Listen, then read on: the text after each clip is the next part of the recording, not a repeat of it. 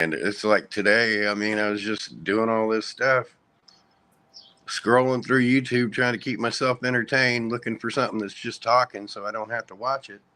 That Jonathan Winters thing come up, and I looked at it for a few minutes, and I laughed because I was like, hey, Winters was an old Marine. So I flipped open the Wikipedia, and it's like, achieved the rank of corporal, and I was like, that's pretty funny. Me too. So in between cooking, I'm moving stuff around, throwing stuff in, and typing in answers, and I'm like, hey, what do I have in common with Papa Smurf? So that's where my brain goes. Hi, Darren. It just utterly fucking haywire. So, and look what I did today. I actually brought good comic books. Woo. Like really good comic books in my book.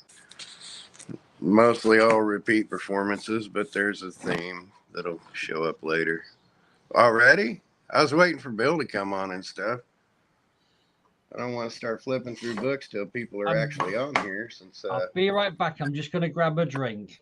This was Graham's topic du jour, what he brought up earlier in the week. So I thought, well, if I've got to spend all this time upstairs, while I'm trying to rearrange our puzzle room, her knick-knack room, and my library, which I pity the next house guest we have because they're going to be in a room full of puzzles and all that stuff. But well, they might like puzzles. Well, the sad thing is that the grandbabies love them, especially the 6-year-old. So, we got these 2,000-piece puzzles put together, and he wants to grab them and flip them. And it's like, no, get them glued together, get them stuck over here. We're trying to just turn into old people knick-knack house, but we are set up that if any of the kids run on hard times, we push everything in the corner and go, you have a home. Yeah. Well, I know you had them with you. I had a whole bunch of them with you last year for a few months. Yeah. That's why we have a bigger house. If it was just us and always just going to be us, wouldn't need but a little ranch place. But we got to have a place where anytime the kids need or the grandkids need, we can give the grandkids, say, you got your own room, tear it up as you see fit, we'll clean it up when you're done. Yeah. Oh my God, and this little girl's going to be so spoiled in the next couple of years. Oh my God. It's just getting ridiculous because like we went to family Easter egg hunt and all the 2 to 10-year-olds are out running around looking for things, and she's about to turn 1 and she just peeking around like, oh my goodness, all this stuff. Is like, yeah, honey, you have no idea. Next year you are going to be showered with this stuff. She couldn't figure out why she couldn't go do it. It's like, oh my God. Oh my God. And I can't wait. I mean, I can't wait for time to go quick, but I still have to steal every minute. Still playing this game. I don't know if I'm going to be dead in a year. So, and then she's a little one, so I got to steal those moments because exactly. They just get bored. They just instantly get bored and like, all right, no more hugs for Peppa. Okay. Shit. But yeah, I've set a goal in life to be alive when my grandson graduates high school in 6 years. So good goal. Be a nice goal to make. Yeah, go for that one. Then go for the next one. Then go for the granddaughter. I mean, that literally is the top of my bucket list, to see my grandson graduate high school. So no more crazy shit like going to space or partying with the Rolling Stones. Just live long enough to enjoy these things. Yeah. And I gave Bill all kind of the heads up that we're back to normal. He's got to be fashionably late. He's going to appear at 3 o'clock, isn't he? Claiming he didn't know the time was changed. Hey, Ray. Whoa. I've been planning world domination with my cat. Nice. Yeah, get a few ideas from it, mate. Cats. When I now- show Death Rays, Yeah. Death Rays or Plague, we'd toss that between the two. Okay. Well, cats will be quite good at spreading plague. Oh, how could you say that about Popolina? How dare you? You're first to go, mate. Do you want me to trigger? Do you want me to Don't. trigger you comic boys? Don't you ass. What? What are you gonna do? I was going to show them those photos that triggered you. Got some comics in Oh peril. no. Yeah, go ahead and show them. I cannot look. Hold on. So, yeah, you can. You've seen them all before. I don't care. It doesn't change the fact they're cringe. And then I'll tell you the story of what I did today. Just got to log into this site and I can show you my screen. Why is it Obviously, it weren't great then. If it's cringy, if there's cringy photos attached, I'm guessing it wasn't a good day. Yeah, Probably was, because if they're cringy, it shoos people away from them, but makes them cheaper. Yeah, then he won't get a good deal there, will he? So, Mark, have you seen some auction comics in Sheffield? I've been to Sheffield. I made a mistake of doing Sheffield and back in the day, and it nearly killed me. What so you mean because of the distance? Yeah, because it's too far to drive, and it's what caused my legs to go in the first place. Yeah. Oh right, okay. They do some good comic auctions. I bought a huge number of comics a couple of years ago from the Sheffield auction place. Literally filled my car with them.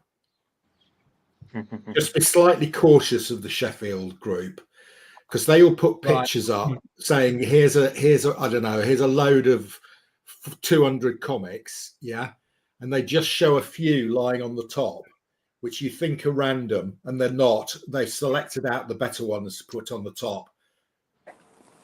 That is exactly what I found today. There you go. So all the ones at the bottom are rubbish, are they? Yeah. Low grade. That's shocking, make it look as if it's completely random, and you look at the top ones and you go, "Oh, if they're all like that, it's going to be worth it." And they're not. So, am I sharing screen? Yeah, you are. Yes. Oh, terrific. Okay, right. So, this is the window that you make the window that you're looking at it on bigger. Can you do that? Well, what I was going to do is click into the photo. Does that work? Yeah, that's okay. Yeah, we can see just about. Yeah, not great size. You make it bigger on your screen, or is that as big as it gets? Oh yeah, I can zoom it. Let's see if that works. Oh look, I'm pressing plus and it's going smaller. Hold on a minute. Oh well. But is the window full in your screen on your computer, or you've got half window open? Okay. Yeah, it's full. But I'm wondering if I do weird size as well. Does that work? No, that's okay. I can see it. Just keep it as it is. I can't see any detail at all. But yeah. Oh, that's a shame. Some Gen 13, some random stuff. Doesn't look very good. I mean, yeah, I so can't make out into a comic book. There's a load of lots. See random comics, but not. Okay, so what's happened? What I found happened with Sheffield, because I did buy some a couple of years ago. Is it's all been cherry picked. It's what I'd say is left after everybody's taken the decent comics out. Oh, really? What you mean? Who do you think's taking the decent one out? Don't know. The person who they've come from. Somebody's bought some, X shop closed down or something. Been through them, pulled out anything of any value, and then shoved them in this auction. Hold on, let me just go back to the front sheet. So they've sold all the good stuff basically, and they show a couple of decent ones on top of the photo, and the rest is yeah, that's what this is. A lot of really decent ones, some worth a few bucks. I mean, he showed one probably worth $150, easily in any kind of decent grade, but the bulk of see that? I see some. Right, so, there we go. That's a beautiful photo for you. Can you see that? Yeah. Yeah. Can you see it well enough to make out the comics? Yeah, so there's a nice early Tales to Astonish. I have to tell you, that is typical. The ones I saw had a nice Tales to Astonish sticking on the top as well. Yeah. A Batman, an early Avenger. Batman graphic novel. Yeah.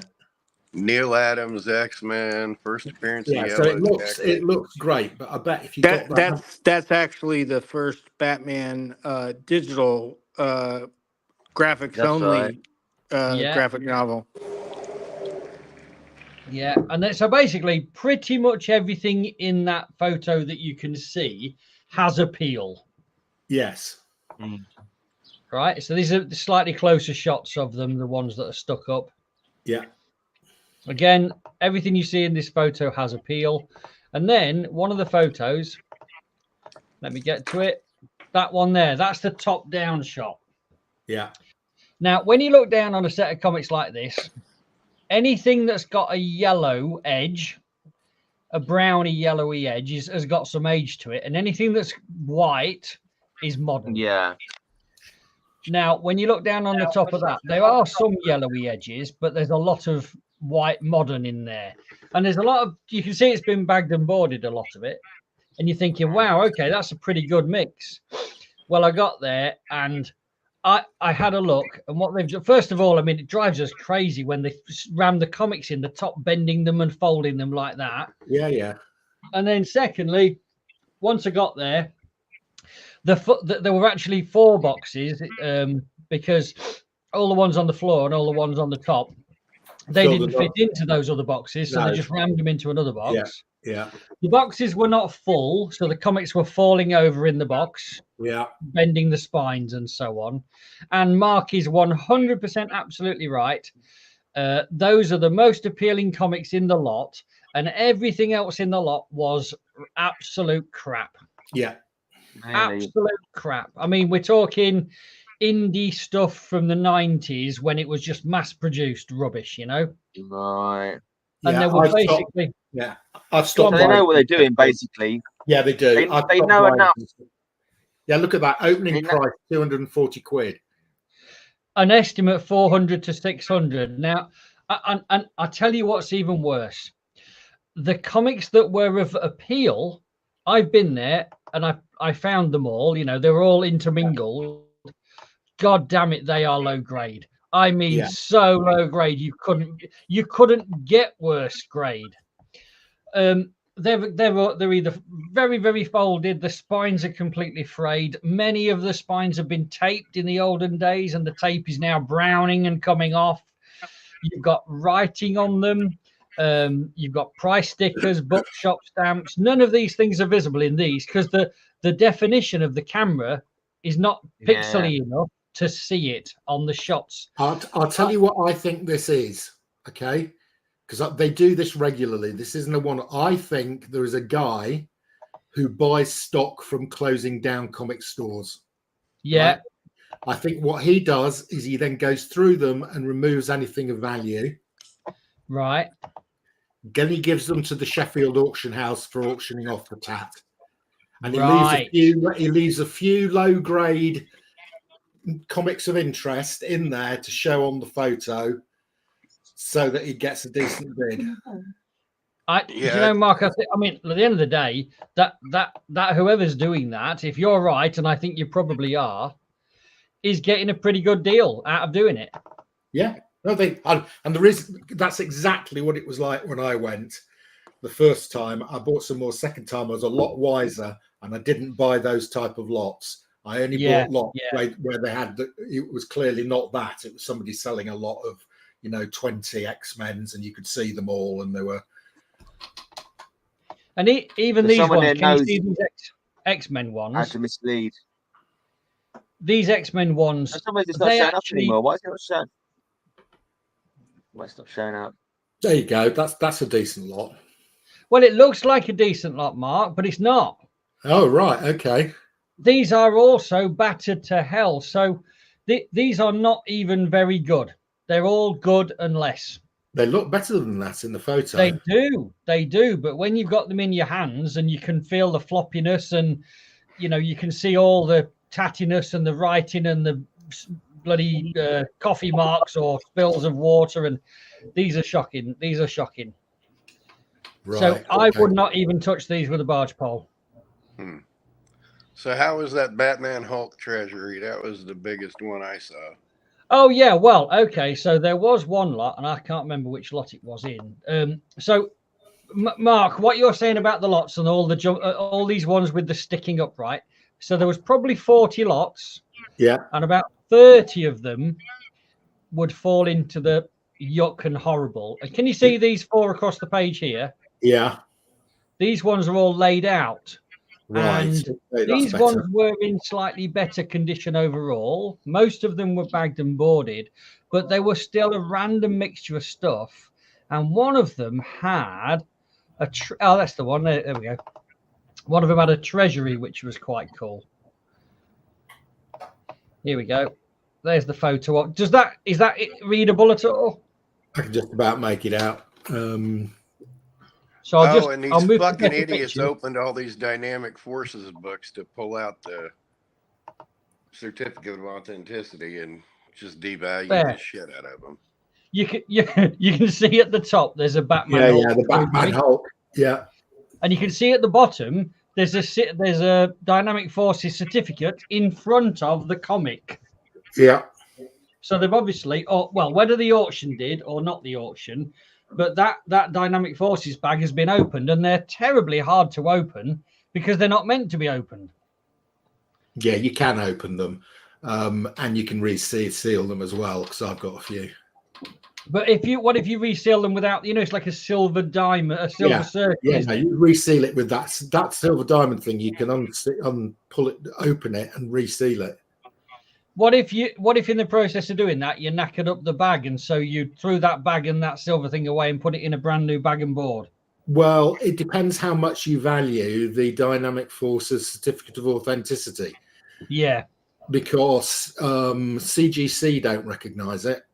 Right. Oh, okay. I don't recognize it. CBCS does, but that's it. And it I don't recognize it. I think it's ridiculous. A Time Master in there. Say again, Gray. I see a Rip Hunter Time Master in there. Yeah, there was one. Yeah. On the bottom right. Yeah, I see it. Yeah, I think it was a number 9. I think from memory. Oh, yeah. My pile, 9. Please. So there were 5 lots like this, and it said, and each of these 5 lots has got at least one certified one, which is the Dynamic Forces, at least one big one, treasury one, and at least one 60s comic, as if that would make it more appealing, they've been curated. These lots have been curated by somebody who knows what they're doing. Yeah. Just enough to be dangerous. Yeah. I mean, that top row, the most bids, basically. Yeah. Try to con the most bids and get someone taking a chance to let their shirt on it and come up with bugger all. Absolutely, because I'll tell you what, I think that any of these lots at the auction estimate, I would be annoyed with what arrived in the post or picking it up. Yeah. And even at the minimum bid, I'd be annoyed on some of them. So this auction is tomorrow. You're not going, I take it. No, I'm staying in bed. And when I get out of bed, it'll all be over and I will never have to think about it again. But yeah, I mean, that one had like the 3rd appearance of Deathstroke and the X-Men Teen Titans crossover. But like when we talked about Shaper of the Worlds, and the next person he fought from that Hulk issue was Batman. That was the treasury where Batman fought the Shaper. Lot. I mean, that Doom is a fantastic comic. The Marvel superheroes. Did you look at this lot? Were they all beat up? Oh yeah, this was the best lot in. This was the one I wanted to look at the most, I think. And so the Doc Doom one, on some of these square-bound old ones, the old Marvels, they often, because of the way they were stacked, I think maybe it's the glue dries up and it just turns the spine around. Yeah, it's like Alan Clark. It's like Alan Clark's ones. They get a glue spine roll, what I call glue. Exactly like that. Yeah, well, that's happened. Also, the cover, you can see it if you can make it out the top. The cover split at the top. It's probably split at the bottom. It's definitely frayed, but the staples are rusty, and the rust is staining the inside back cover. Yeah. That happens a lot. Do you see the Avengers on the bottom row? You can actually see how bad the fraying is of the spine there. Oh yeah, you can see that's quite bad. really bad. Yeah, that's really bad. So this lot is, I mean, again, this is probably, if you get a very good comic out of that, you've done well. These are low, very good, and good. And I said to them, because I talk to the people when I'm there, and I told to start with, I said, who's responsible for sticking these comics in the top of these boxes and taking the photos like that? Give them a good bollocking about that. And then I gave them a bollocking because all of the comics were falling over in the boxes. I reckon it's the guy who's selling them and who does it. I reckon he goes in there. I reckon he's a regular. I reckon when he arranges them, you reckon, do you? Yeah, I do. Yeah. Well, he might do. He might do. And I was just like, no, horrible. Has that stopped sharing now? Yeah. Yeah, absolutely horrible. I told them, I said, I've come out in tears because I've never seen so many comics so mistreated all in one place. And I said, I showed my mates in America this, and they nearly had a heart attack when they saw those comics, and they said they would never touch it with a barge pole. You know, I said, so you're not gaining friends, you're not gaining a good reputation, you're not gaining customers by presenting them that way. I said, if you want to take comics of 60 stuff, and I said, look, let me lay some out. I'll show you how to take the photos and what's important. And he's like, oh yeah, really? Oh yeah. So whether they do or not listen, Mark, because you know, by doing what they're not listening. They're following a formula that's worked for them. Yeah, like a bait and switch almost. Yeah. I can't. So anyway, and I said you probably going to give your estimates, but you're going to get a lot of complaints. Look at this. Bill's got some comics to show. Has he? Wow.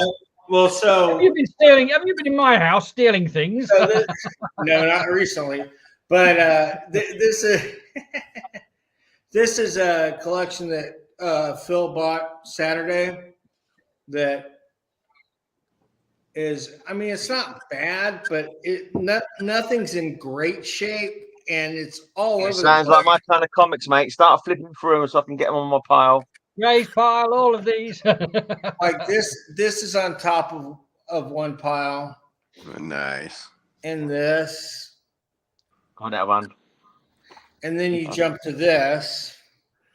Oh, there you go. First that's a good one. Oh, is it really? Mark, yeah. Mark was trying to find one of them the other day and whatnot, okay. When you Mark.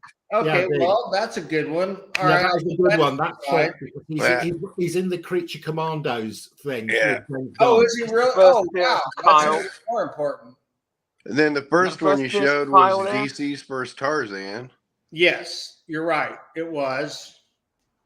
And then this, not in great shape. Some of them aren't in bad shape, but I mean, I don't think he overpaid, but I think he's going to break even. Well, that's a nice book.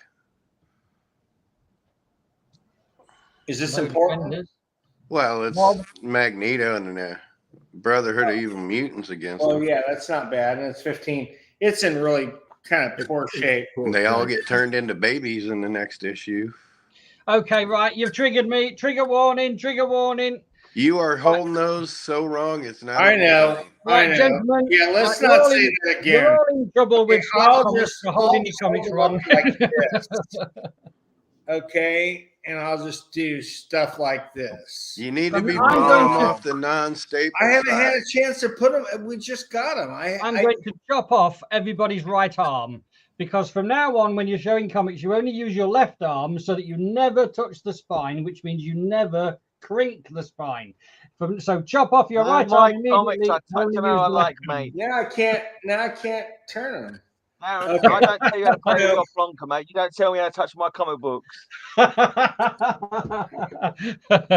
You can touch yours how you like, Greg, because yours are already knackered when they get to you. Exactly. It's the advantage of the great comics. You're not going to do them any more damage. I'm guessing this was the final issue, Kyle. More than likely. They didn't go very high. Size, Yeah. Fantastic Four. That's higher than I thought they'd gone. All right, the first giant size Fantastic Four wasn't called giant size Fantastic Four. No, What was it called? It was King sized. was Nope. it super Is it called size? this tread with this Superstars. monster? Superstars, yeah. Superstars. Okay. And the first Spider-Man was super. That's the second appearance of Brother Voodoo.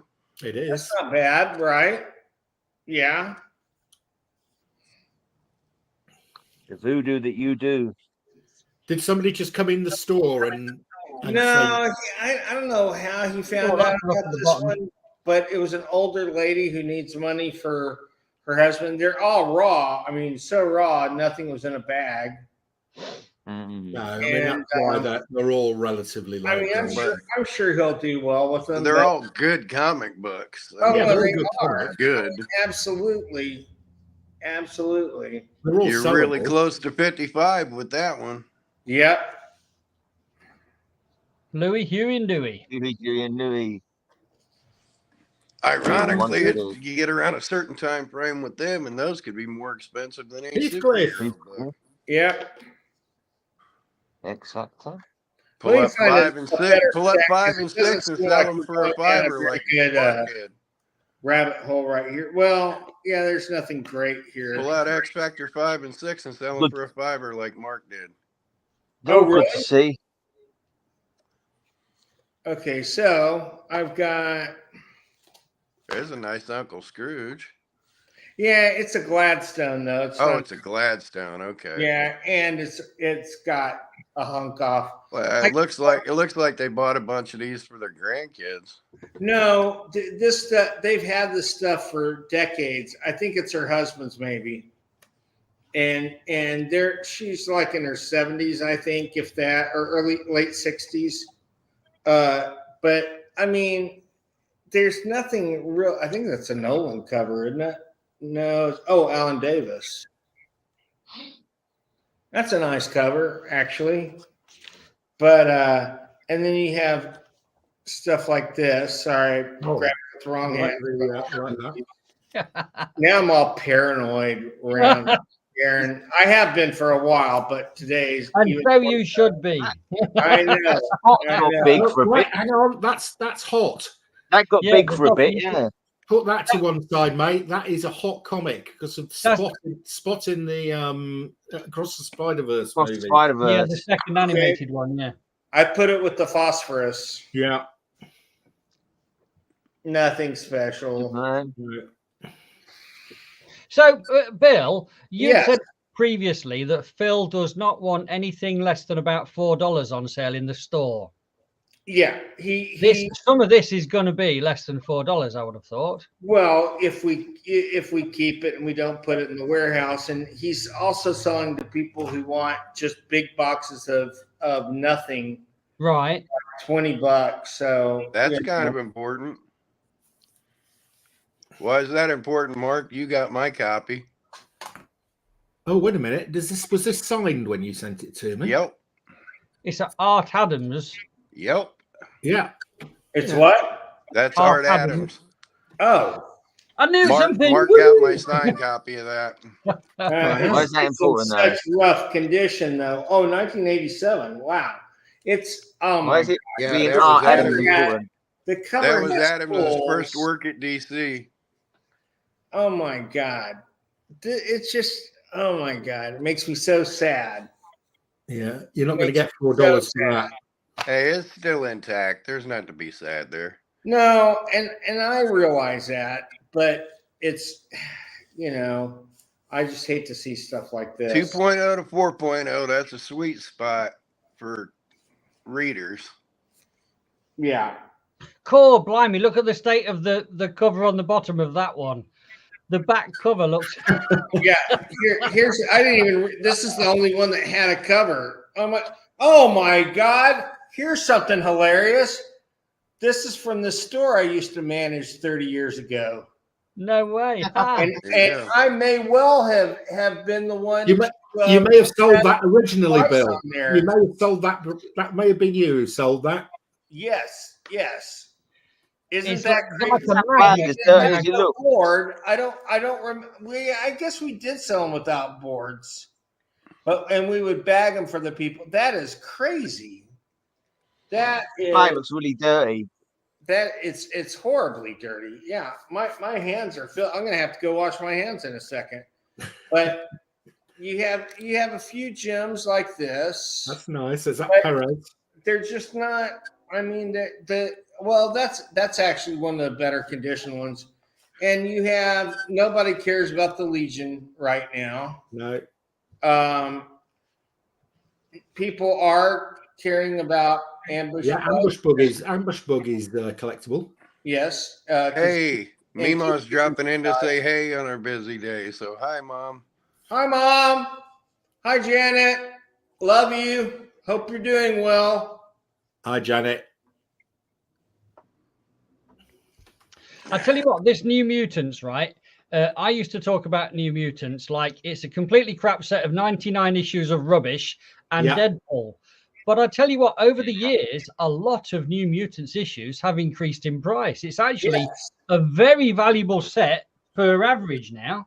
Is it? You've got Apocalypse as well, I've still got it in my dollar bin. And Sunspot is now a big part of the X-Men cartoon that just got. Yeah, he is. Yeah. And so that's made him very popular suddenly. And number one is now going of New Mutants.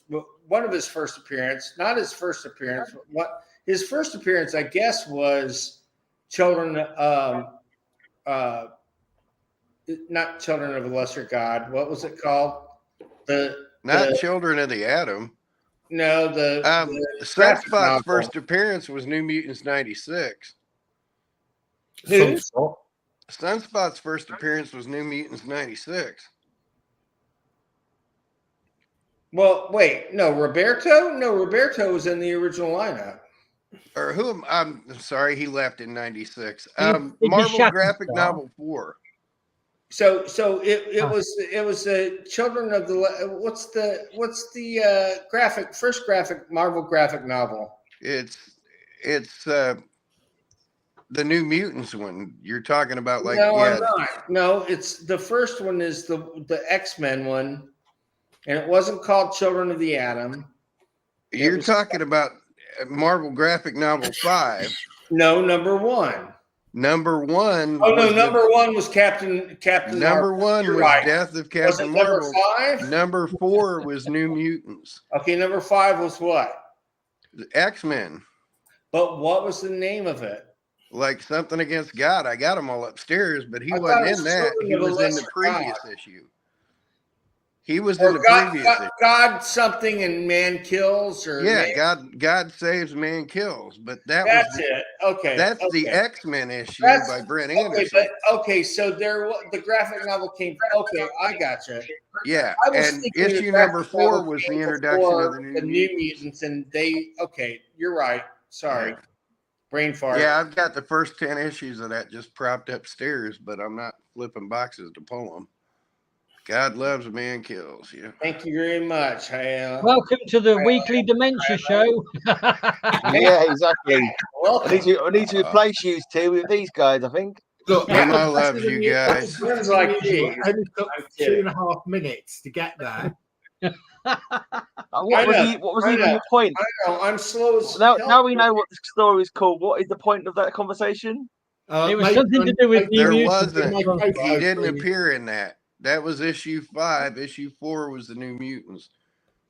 And that's where they first appeared. Who? I've lost the plot. I've lost. I can't remember the beginning. Roberto da Costa. You're defending him over, Bill. Am I? You were, yeah. I think you got more. So hang on. Did that conversation start? Because you guys are going to get me fired from this. All right, fine. Watch this tonight and go. Get off Bill for a minute, and I'll show you how to handle comic books. Learn how to handle comic books. Here you go. Oh no, that's a good one. So, Graham talked about maybe. I'm going to turn away from those. Graham talked about doing a segment on top 10 comic cover runs or something, and so I got bored. I think I pulled out my top 10 favorite covers, or the easiest ones to get to, and then a 10-issue run where I pulled out the top 10. But these are pretty much my top 10 favorite covers. And there will be patterns forming. They've all got superheroes on them. Huh? They've all got superheroes on them. Well, those are scrolls. Is that the pattern, though? So, does anybody know the story of this? No, I haven't got that issue. It's 25 cents. November, 25 centers. Bill, you know the story of these? Hold on a second. Coming back. Well, you talking about the whole month, or just that issue, or The whole month? Price? That is bizarre because that would be around the 15 cents. So those were larger issues. Those are like giants, kind of, weren't they? Yeah. Square. You know what happened here? No. Did they not put the price out and then put it down again after DC changed their price? That's what happened. Marvel and DC made a deal to bump their price from 20 to 25 cents. So for 1 month, Marvel made these big issues, which was only like a dozen issues, and then dropped their price down to 20 cents for another 3 months to screw DC. So we know that the big two, Neil Marvel Adams, and again, these are kind of my favorite 10 books, but I'm always going to show this every chance I get. I love this cover anyway. Number 9. First Wonder Man. Number 9. I can't take the glare off of these for the most part, but I don't much care because I'm not pulling these out. Then my personal favorite, which is from one of my original 97. Except this isn't the copy from that, because the copy from that got read till the cover fell off. Not bad for a 1972 black box, huh? Not bad at all. But I love this cover. It just jumps right off the screen. You seem to be liking Avengers Assembling, Kyle. This has personal memory to it, but those were together. So was that a Gil Kane cover? Got to pull out a DC here. Yeah, lovely. Was that a Gil Kane cover, Kyle? This is Neil Adams. This is my favorite Neil Adams. This is my favorite Neil Adams story. It's my favorite Neil Adams cover. Well, I'm missing that one, Kyle. I haven't got that one. I've got a lot. Yeah, and you still don't. Are those lily pads on the floor? Huh? What? There's little circles with a little bit out. There's hoof prints. Oh, hoof prints, right. This is a brilliant story. Is there a cow in bed with them? This is a 2-for-1. If I had to pick a favorite dead man.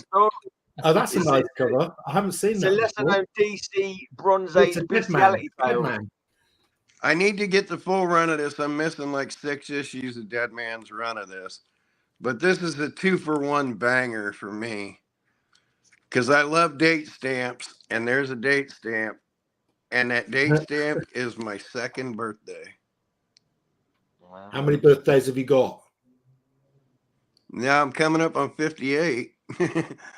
But no, this is the only one with a birthday stamp on it. Do you have 2 birthdays in a year? I thought you were like the Queen and you had 2 birthdays. Yeah, you have 2 birthdays in a year. Yeah. But that's my actual birthday. Right. So I got a kick out of that, and I love that one. When you were 2. Of course, I got the first appearance of Fire Lord, and I love it, but it doesn't beat this cover. This Keith Pollard cover is just tits. Just fire? Yeah. It's not Pollard. It's like Boland. It's Keith Poland. Pollard.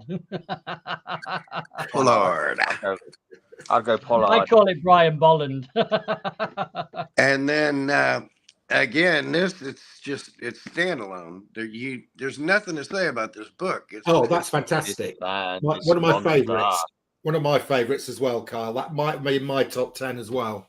That's the top 10 book and everything. That logo I've got emblazoned on my underpants. All right. What, Fantastic Four? But you've got to remember this monster. You've got to remember us British are very good at irony. That's why he has it on his underpants. It's Fantastic Four. I'm not sure how many you guys have got, but like I said, this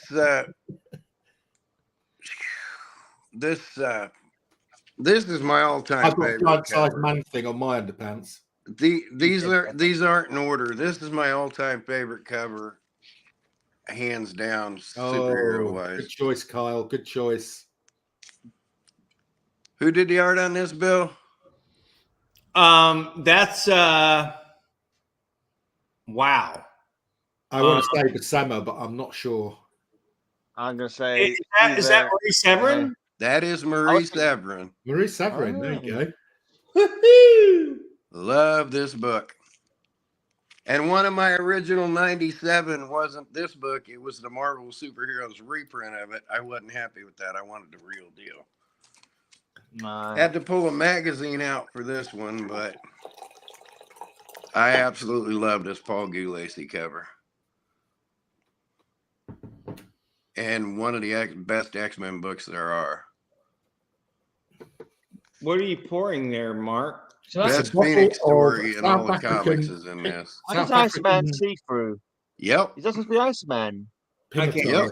Mark. He's supposed to be see-through. He's supposed to be see-through. They finally established that around here. Did they? So, I've never seen him see-through in a comic book. I've ever seen him. Yeah. And then, of course, my favorite comic book and the most profound, and it's always going to be around. Eternity. Humble guy called Kal-El Saves the Universe. Signed by Ad Toomey. Oh, shit's gone. And of course, Darren is, because all of my 92s are going to be scribbled on. Where's Darren? I'm going to make Darren cringe. There he is. Yep. I'm gonna get that scribbled on again. He's touching the wrong side of the book, Darren. Did you see that?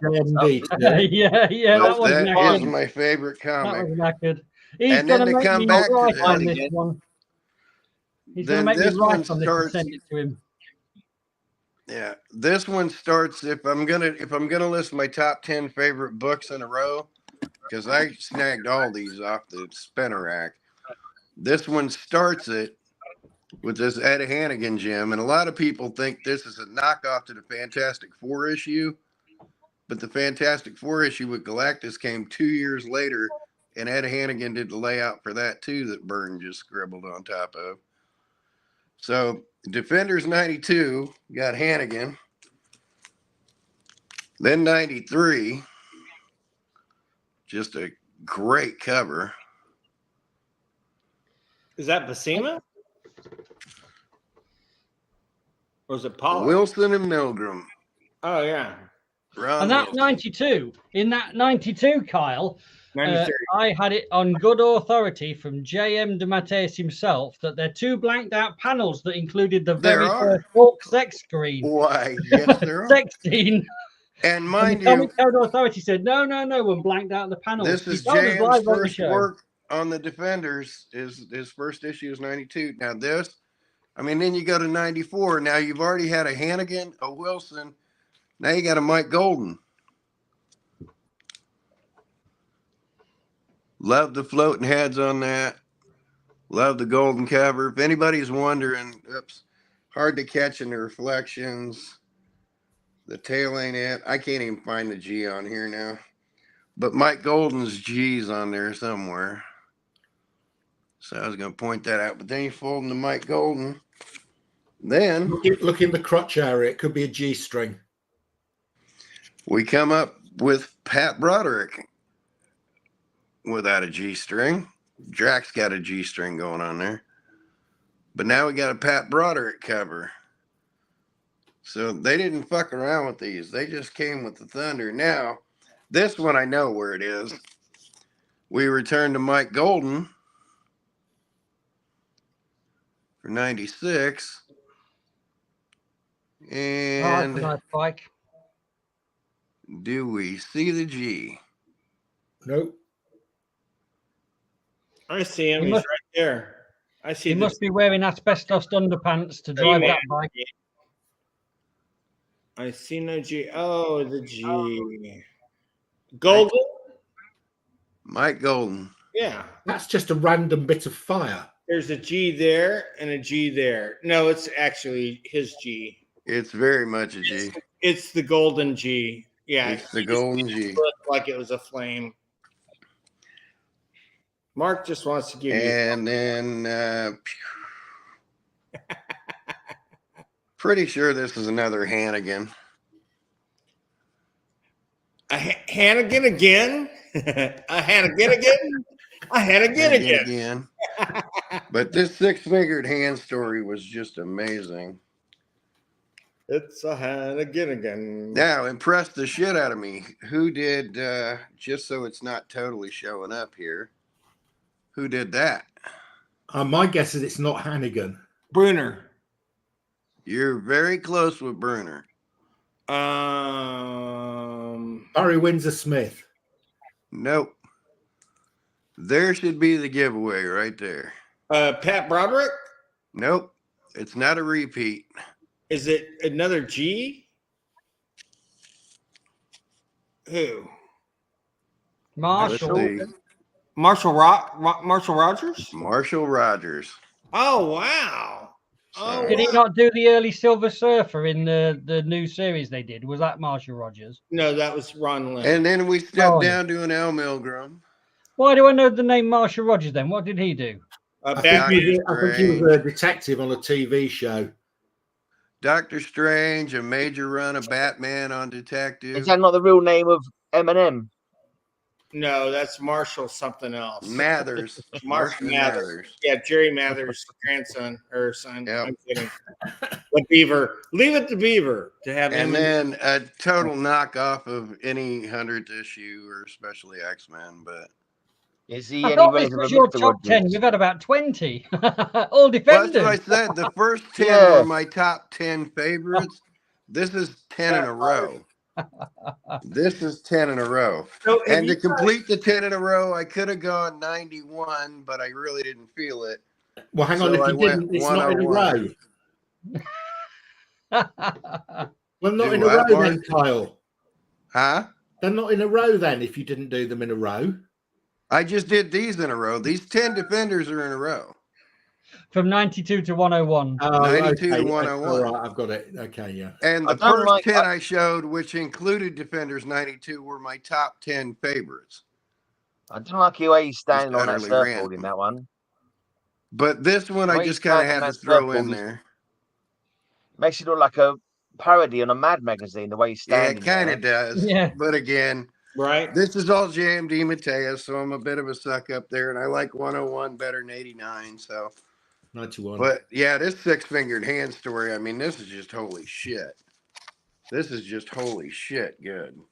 So that's my top 10 and my top 10 in a row. Was he predicting AI, six-fingered hands?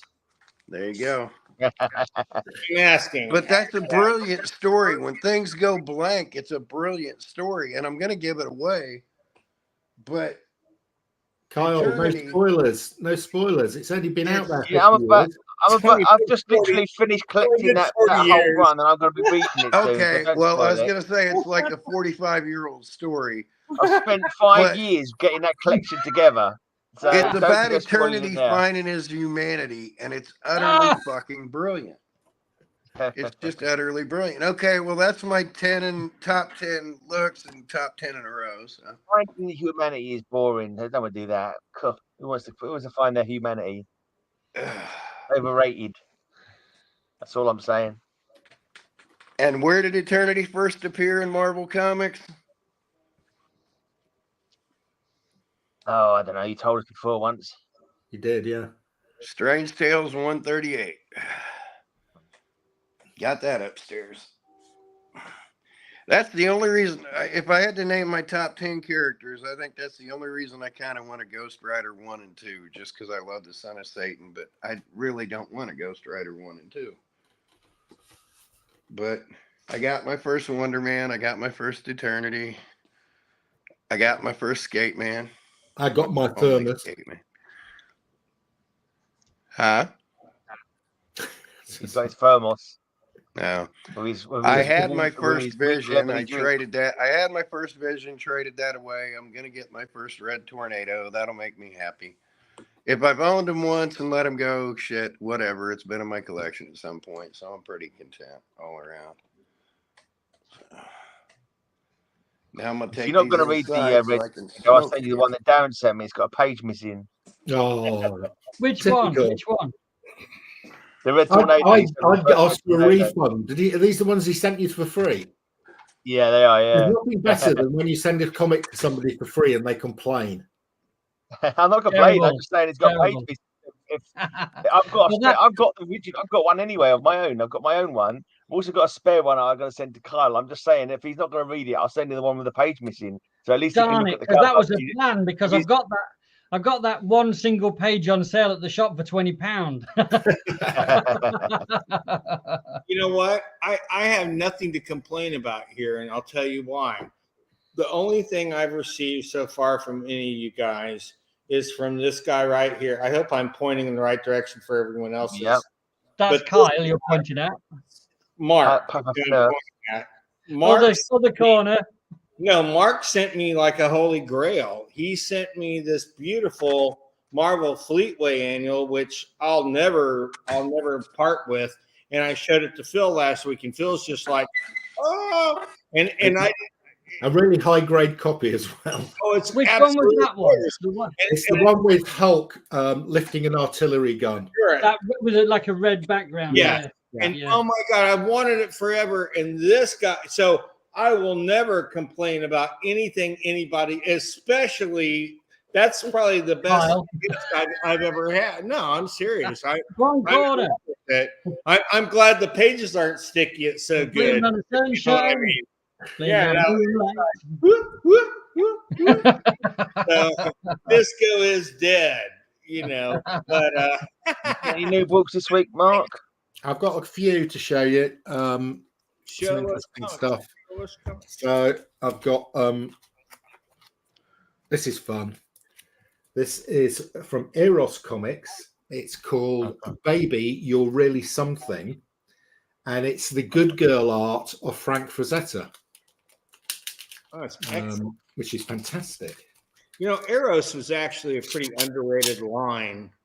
Very underrated. They've got some wonderful stuff. So this is and it's just full of Frank Frazetta good girl art that I didn't even know he did.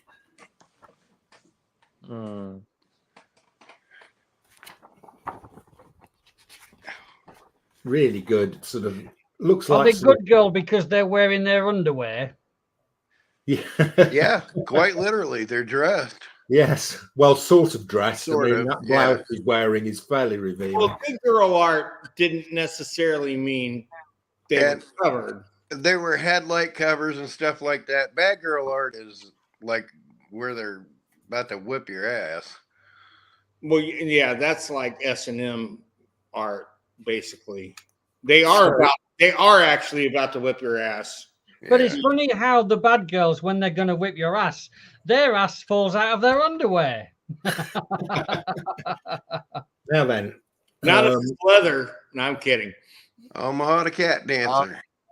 Bizarre Sex number. So what's special about this, Kyle? It's the first appearance of Omaha, right? It isn't. Everybody thinks this is not Kyle's autobiography, is it? It's not the first appearance of Cherry, is it? No, it is. It is. Everybody think this is recorded as the first appearance of Omaha the Cat Dancer, but actually it appeared in a very, very obscure fanzine a couple of years earlier. Yeah, so it's actually the second appearance of Omaha. Oh, okay. Well, but fanzines don't count in that. I mean, it counts to have it because, like, the Tick came out 2 years earlier the same way. Yeah. I've never heard of Omaha the Cat Dancer. You've not heard of Omaha the Cat Dancer? You've not lived, mate. Not lived. This is really underground stripper. This is some DC super spectacular, 100-page spectacular. That's the pricey one Bill was talking about the other day. Number 6, and it's a Neil Adams wraparound cover. I just got that. Yeah, that's worth a lot of money. You showed this the other week, didn't you? Yeah. And what's happening here? Do you know when we had school photographs?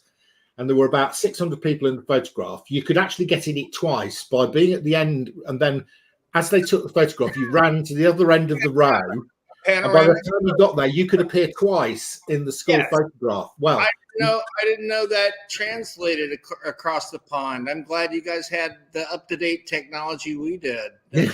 So here you got Batman and Superman on the front, and if you look there, you'll see they're on the back as well. No. That's the JSA Superman. Yeah, that's Batman. the Golden Age. Earth 2 and Earth 1. Yeah. Are they different people though? Yeah. Yeah, so they are literally Earth 1 and Earth 2. They actually have the Golden Age people, but different dimensions. Okay, all right. I stand corrected. They didn't do. That's my guess anyway. Put it back. Yeah, that's Earth. Okay, turn it back around. So what's weird is that it's the current Superman and Batman from Earth 2 or Earth 1, but you have Golden Age Wonder Woman from Earth 1, and then you have Earth 2. And then you have the current Wonder Woman from Earth 1 on the back cover. So it's kind of a really weird. I never noticed that before, but yes. Yeah, and when I bought this, you see this sort of white bit here. I thought that was a stain or something. It isn't. It's actually Green Arrow's isn't it? It's part of Green Arrow's arm. Yeah. Green Arrow's Green Lantern's arm. And why they put it on there without a black border on the letters, it's ridiculous. But yeah. Anyway, Green Lantern's arm.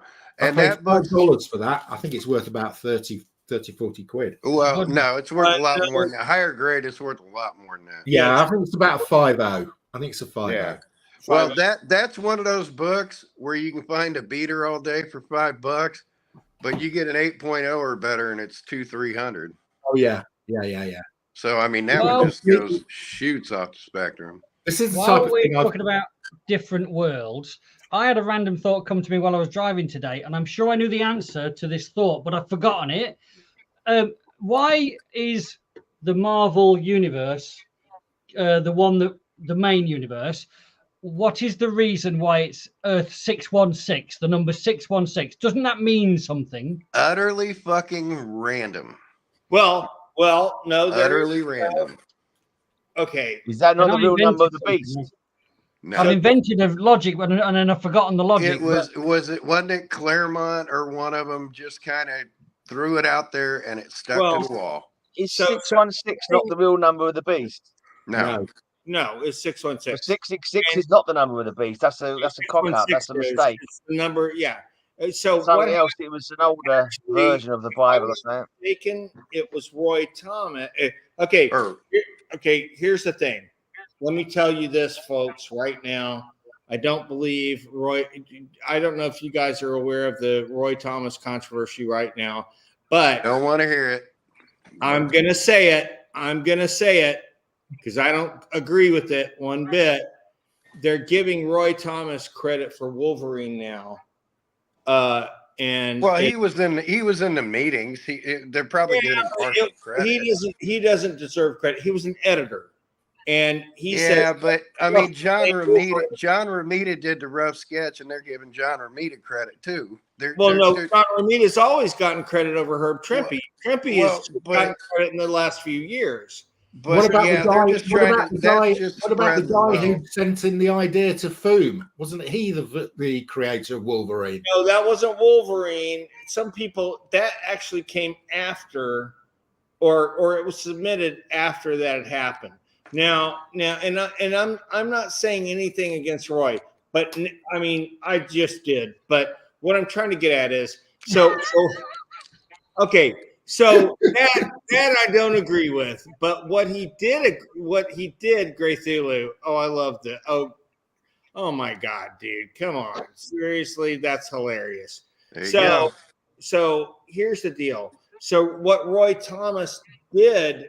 Rest my case. 616 is the original number of the beast. There you go. Okay. So thank you. So I can see myself. So what Roy did do is in what issue, Kyle, did Roy invent the multiverse? What comic and what issue? June 1961. Nope. Oh, would it be a Fantastic Four where like they went in the negative zone and Annihilus was there and all that stuff? No. No, since Kyle's eating, I'm just going to say it out loud.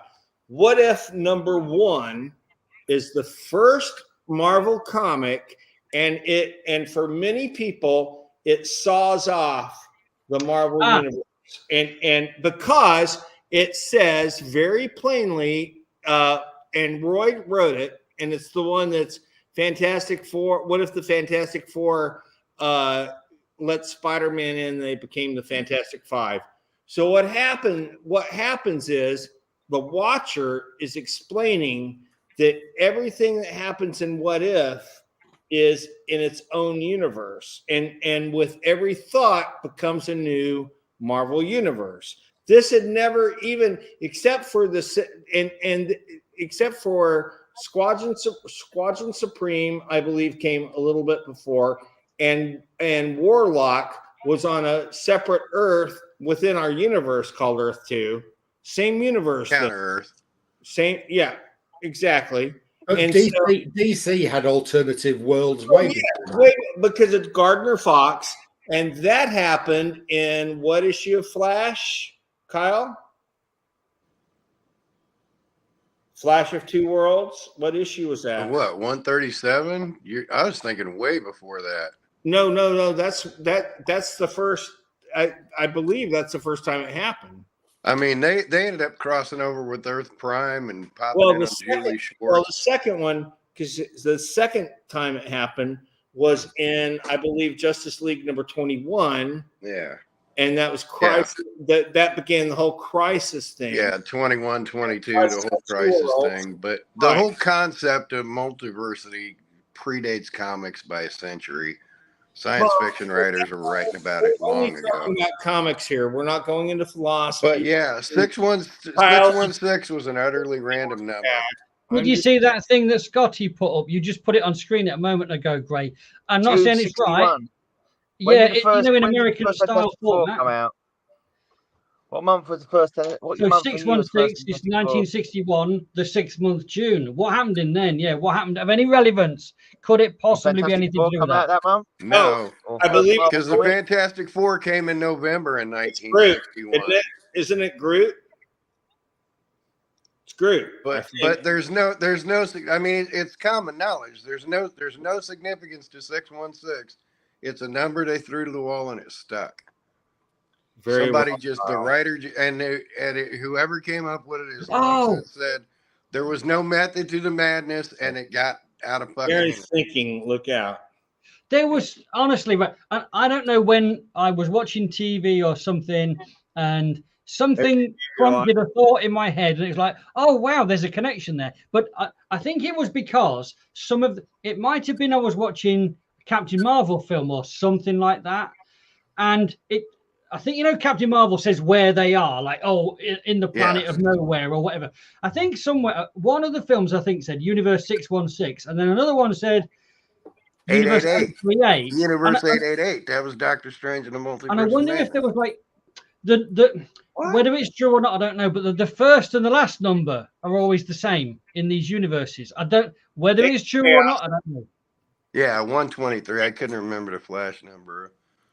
But yeah, I mean, that literally was a random number that just stuck to the wall because it meant nothing. There was no hidden meaning to it. It was just something they threw and it stuck to the wall. And if you look at it upside down, it spells ass. Okay, so that was the comic I was showing, which triggered all that. Thanks, Mark. I'm not sure how that happened, but I'll move on to my next comics, which hopefully won't lead to a 20-minute I mean that to be such a stop. About ancient papyrus or anything. This is a really beat-up copy of Detective Comics, but it's fun because we got the mummy crime fighters. So Batman and Robin are dressed up as mummies for some reason. We have it here on the wall. What number is that, Mark? It's good question. Number 320. It's really beat up. I paid £2 for it. I think I've got that one. I'm gonna have to check now because that cover's so familiar. But I'm not. It's great, isn't it? You know what's funny about that is like just a few issues after that, they went to the new look Batman. And so that was the remnants of crazy ass smiling Batman. Oh, right. Okay. Yeah. And so after that, you didn't see that kind of stuff going on. That sort of craziness. Hijinks. It was realistic Batman, which was still unrealistic. This one is Bronze Age horror, which is obviously my thing. I hadn't got this one. I picked it up for a £2 or £3 on a Whatnot show. Really nice. Fear number 6. Look, it's November. Yeah, issue 10. This isn't another of your 25-cent ones, is it, Kyle? November. February on it, not November. That's just an oversized. I thought that was one of them November issues. So yeah, of course, issue 10. This gets renamed as Adventure into Fear, and we start getting Man Thing. This is a fun little pickup. I didn't even know they did James Bond. 2-issue series. Yeah, 2 issues. Yeah, 1981. Roger Moore movie adaptation. Yeah. What was the companion book to that? Number 2. What was the companion book to that series? I don't know. Moonraker. The Pope. The Pope. The Pope book. Now then, this is interesting. Reptisaurus. Now, anybody know where Reptisaurus comes from? A really bad visit to proctologist, isn't it? No, a really bad horror movie of the early 60s. Yes, it is. And Charlton did a Reptisaurus little series. And it does say, but this was sold as a Charlton comic. Okay. But I knew it wasn't, because right here, I don't know if you can even see it. It says LM9D. Okay. What's that mean?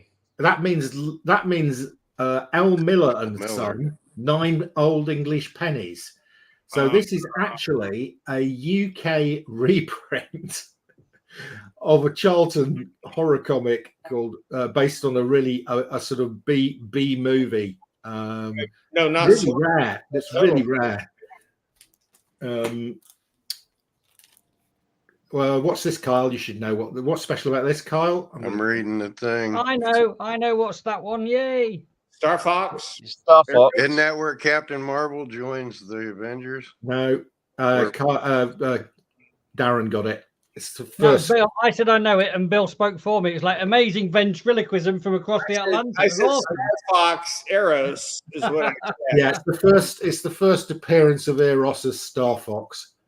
And who's playing Star Fox in the the guy from what's his name? One Direction guy? One Direction, yeah. Harry Styles. Or Zayn Malik. So hopefully he'll come back again, because he seems to have disappeared. Yeah.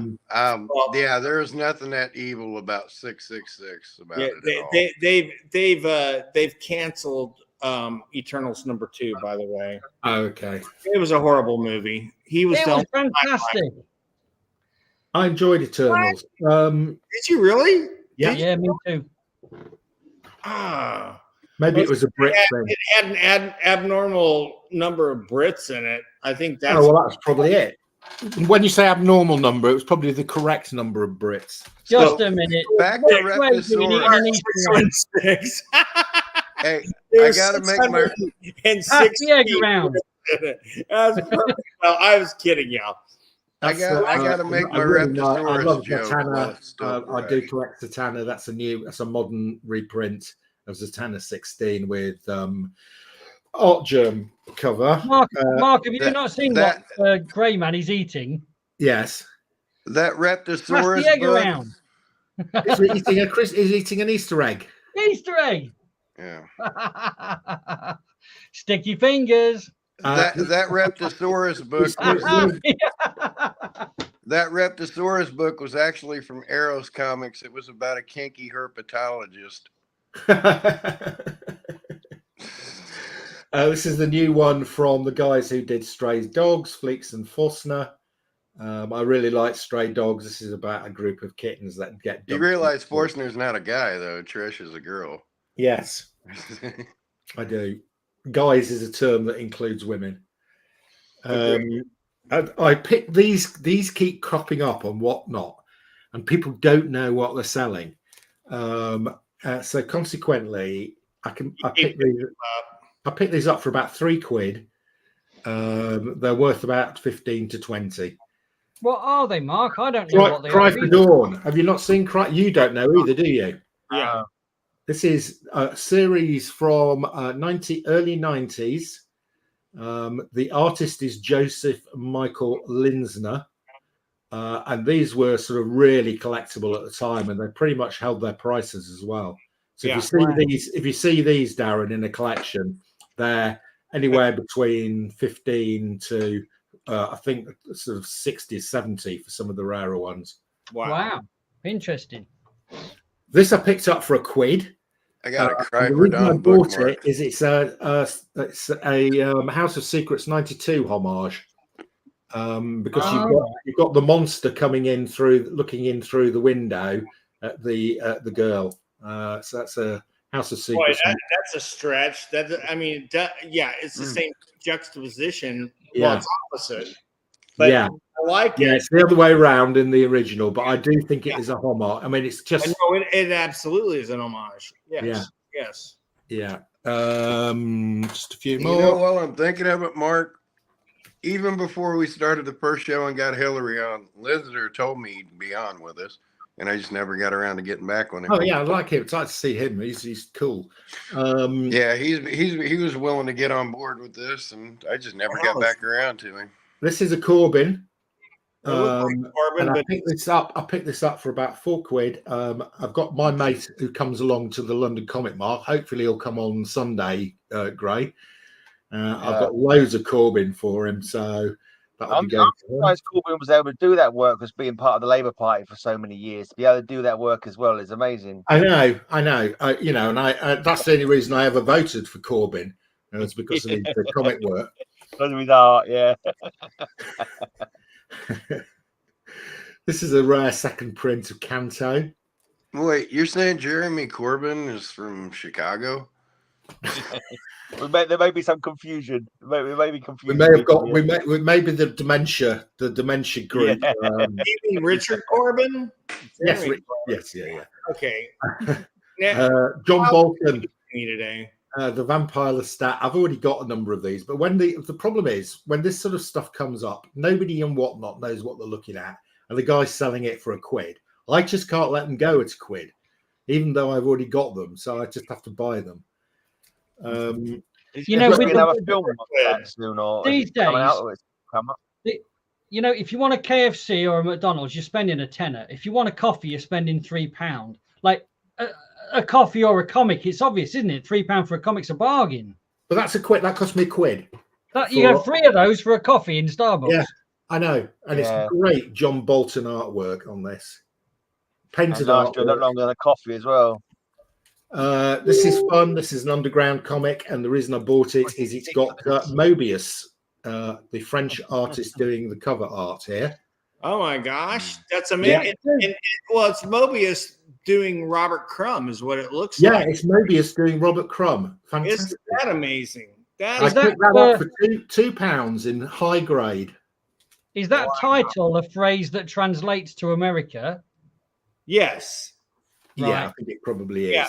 Okay, so a French tickler is a condom. Correct. That has extra little things that go out and stuff. And they said ladies' pleasure.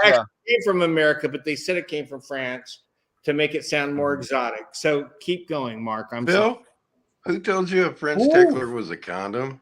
Grew number 2 from Well, they make a French tickler is a dildo. Well, no, it's both actually. I had it down. I agree with Bill's very accurate description. The vibrator came later. Originally, it was I promise you, I'm not making this stuff up, and I don't know why I know it. Who would want a bubble dildo that looks like it? Probably feels like you. Okay, let's let Mark go back. Dick warts. Here I got dick warts. You're like in comics, France. not dildos. Okay? Yes. So this is Gru the Wanderer number 2 from Pacific Comics. This is quite rare. Does that predate the Epic one? Oh yeah, way before. So he appeared. He first appeared in 5 or 6 years. Comics. He appeared in not that long. Destroy a Duck, number 1. but his first little series was with Pacific. So I've got the number 1. I actually think number 2 is harder to find. I'm sure it is. I've had a couple of them before, but they are hard to find. I'll say it with a straight face. Since I was born in '66, Pacific was the best run of comics ever. Oh, brilliant! I agree with Kyle. I don't disagree. Ever put together. I mean, I'd put Marvel up there, but it predates me. It all predates me. In my lifetime, no company better. And the quality of Pacific Comics was way above Marvel in terms of the production quality. Gen 13, number 1, J. Scott Campbell. Another Pacific, where Rocketeer came from, Kyle. Yes. Okay. Yeah. Right, and finally, I saw this guy who was selling. Occasionally, I do buy pulps. If I see them cheap, I'll buy them. And this guy was selling 2 pulps for £7.50, and I thought, and it was on an auction. And I watched it for about a week. Nobody bid. I put the minimum bid in. I won it for £7.50. Paid another £2.50 postage, and they arrived today. And the guy said, "Oh, I got another one of these, so I've thrown it in." Brilliant! So I got all of these for a tenner. Okay. Brilliant. Hey, Mark, are you braced to be called a bastard? Because it's coming. These cost me a tenner, and they're from These are all from about 1950, 1951. Okay, not as bad. Amazing. Kyle. Yeah. Well, there's your money back right there. Yeah. Fantastic adventures. Well, there's your money back right there. Are they text? But if they only went for a tenner, then who's to say? But they are worth more. I know they're worth more. And the spines aren't in and tatters. And the free one. Here we go. Look at that. If the spines were in tatters, they probably wouldn't. Kyle. That's a famous cover, isn't it? They rerun it a million times. That's from the 50s. Okay. If that was the original from the 30s, yeah. Okay. No, this probably is about Frank R. Paul. 1951. Yeah, that's probably Frank. If you look at the cover artist, that's probably Frank R. Paul. It almost looks like wood, also. But that's probably a Paul cover, the guy that did the cover of Marvel Comics. I mean, the paper quality. I mean, they're holding together. I mean, these are 75 years old. So the spines aren't brilliant. Mark, just show us a flash inside. Is it text predominantly? Yes, it's text. Yeah, it's text with the occasional picture, but it's mainly text. Why did they call them a big name started? Because of the quality of the paper. But yeah. So the paper is it's just like pulp. It's just sort of like it's newsprint. It's newsprint. It's worse than newsprint. It's probably substandard newsprint. Well, it's literally pulp. They're called pulps because it's pulp. Yeah. So so who did that cover? Am I right on that cover? Is it Frank R. Paul? Or I don't. I don't know. It doesn't. Does it say? It'll give it on the credits page. There's a blacked out thing that's sealed down, and it'll talk about. What was the number of it? Startling Stories number what? Startling Stories British edition number 4. Oh, British edition. That's unique. Well, look, you can see here, Kyle. It's got a little symbol here with a 9D in it, and I think it's Thorpe and Porter. I think it's Thorpe and Porter did it. Yeah. Are these going to be like 1940s and 50s and 60s? Yeah, 1940s and 50s. And you get a picture at the start of the story. Yeah. And other than yourself, is there a collectible market for these? Yes. Oh God, yeah. Wow. Yes, definitely. And like billions of them. Sorry? Like, are there billions of these because they were like just throwing out stuff all the time? No. Yeah, but the problem is, Darren, these are from the 40s and 50s. How many of these are left? They just fell apart. 1950. According to also CGC have started slabbing these, which has meant that the values are going to my up. comic shop, that's a company called Pemberton's. My comic shop says there's a company called Pemberton's that did them. Okay. 1950. That'll be about right. Okay, so who did the cover of that one? Because my guess would be Paul, or Frank Paul. Oh, that's what I meant to look at, actually. That's what I actually went in to look for. It doesn't say. But that's who did most of those covers. It's just a pantheon of brilliant fucking artists. Finley did a lot of those. I mean, it's a They great did the cover, painted covers. Yeah, big name. There were no little names that did those covers. Whoa, look at that. Collecting Chaos. That's big money. Yeah, those are serious money. And if you come across a pile of these, Darren, for a tenner, buy them. Yeah. I think there was a few in the Dobson, especially if they're originals. But how many did you get, Mark? I got 3 for a tenner. Yeah. Okay, that's really $100, if not more. They'd have all these great artists. Those they'd buy the rights to the covers, and I like that one. The covers. I mean, they're great big thick things. You know that they're basically a form of a novel. I mean, look at this. Look at this drawing in here. I've just seen this. Virgil Finley. Or looks very Virgil Finley. Yeah, that's got to be Virgil Finley. Yeah. If you've got that, and if you wanted to sell that, Mark, where would you choose to sell it? You'd probably go on eBay. Because the widest audience. Yeah, because it's a niche market. Yeah. The biggest. I thought, this one's actually really good. It's got some quite good illustrations in it. The States is where they go for the most. Don't you think, Kyle? Oh yeah, I'd probably if I thought they were worth something, Darren, I'd probably send them to Heritage. Really? I mean, the artist names on those are just a who's who. It's Bern Hogarth. It's the guys. I could probably send that to Heritage. They'd probably put it in the Golden Age sale, and I might get to a couple of $100 for it. No. Yes, he's right. Wow. It just they're real condition sensitive though. These are Golden Age, effectively 1950. You read those things 3 times, they fall apart in your hands. The Americans or those? Any of them. What I might do is give these a press, clean them up a bit, put them in a bag and a board, take them into Heritage UK and say, can you put them on your... But yeah, they printed tens of thousands of those, but they're just meant to be read. But what will be special about these, if I send them into Heritage in the US, I bet they've never seen a British version of a pulp. Yeah. There's a couple hundred people that go apeshit for those. Mark, when you say take them into Heritage, do you walk them into a bricks and mortar place? Yes, I've just put when I'm off on holidays a video about my Heritage experience. Yes, it's in Mayfair. So you contact them first and you say, I've got some comics I want to sell. Right. And they say, okay, give us a list and we want full details and photographs. So you send them that by email. They then go, okay, we're interested in selling these. Bring them in.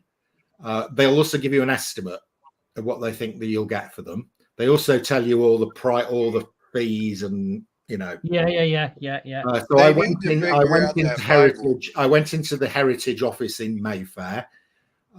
Lady there called Sarah Balby is the managing director of Heritage UK.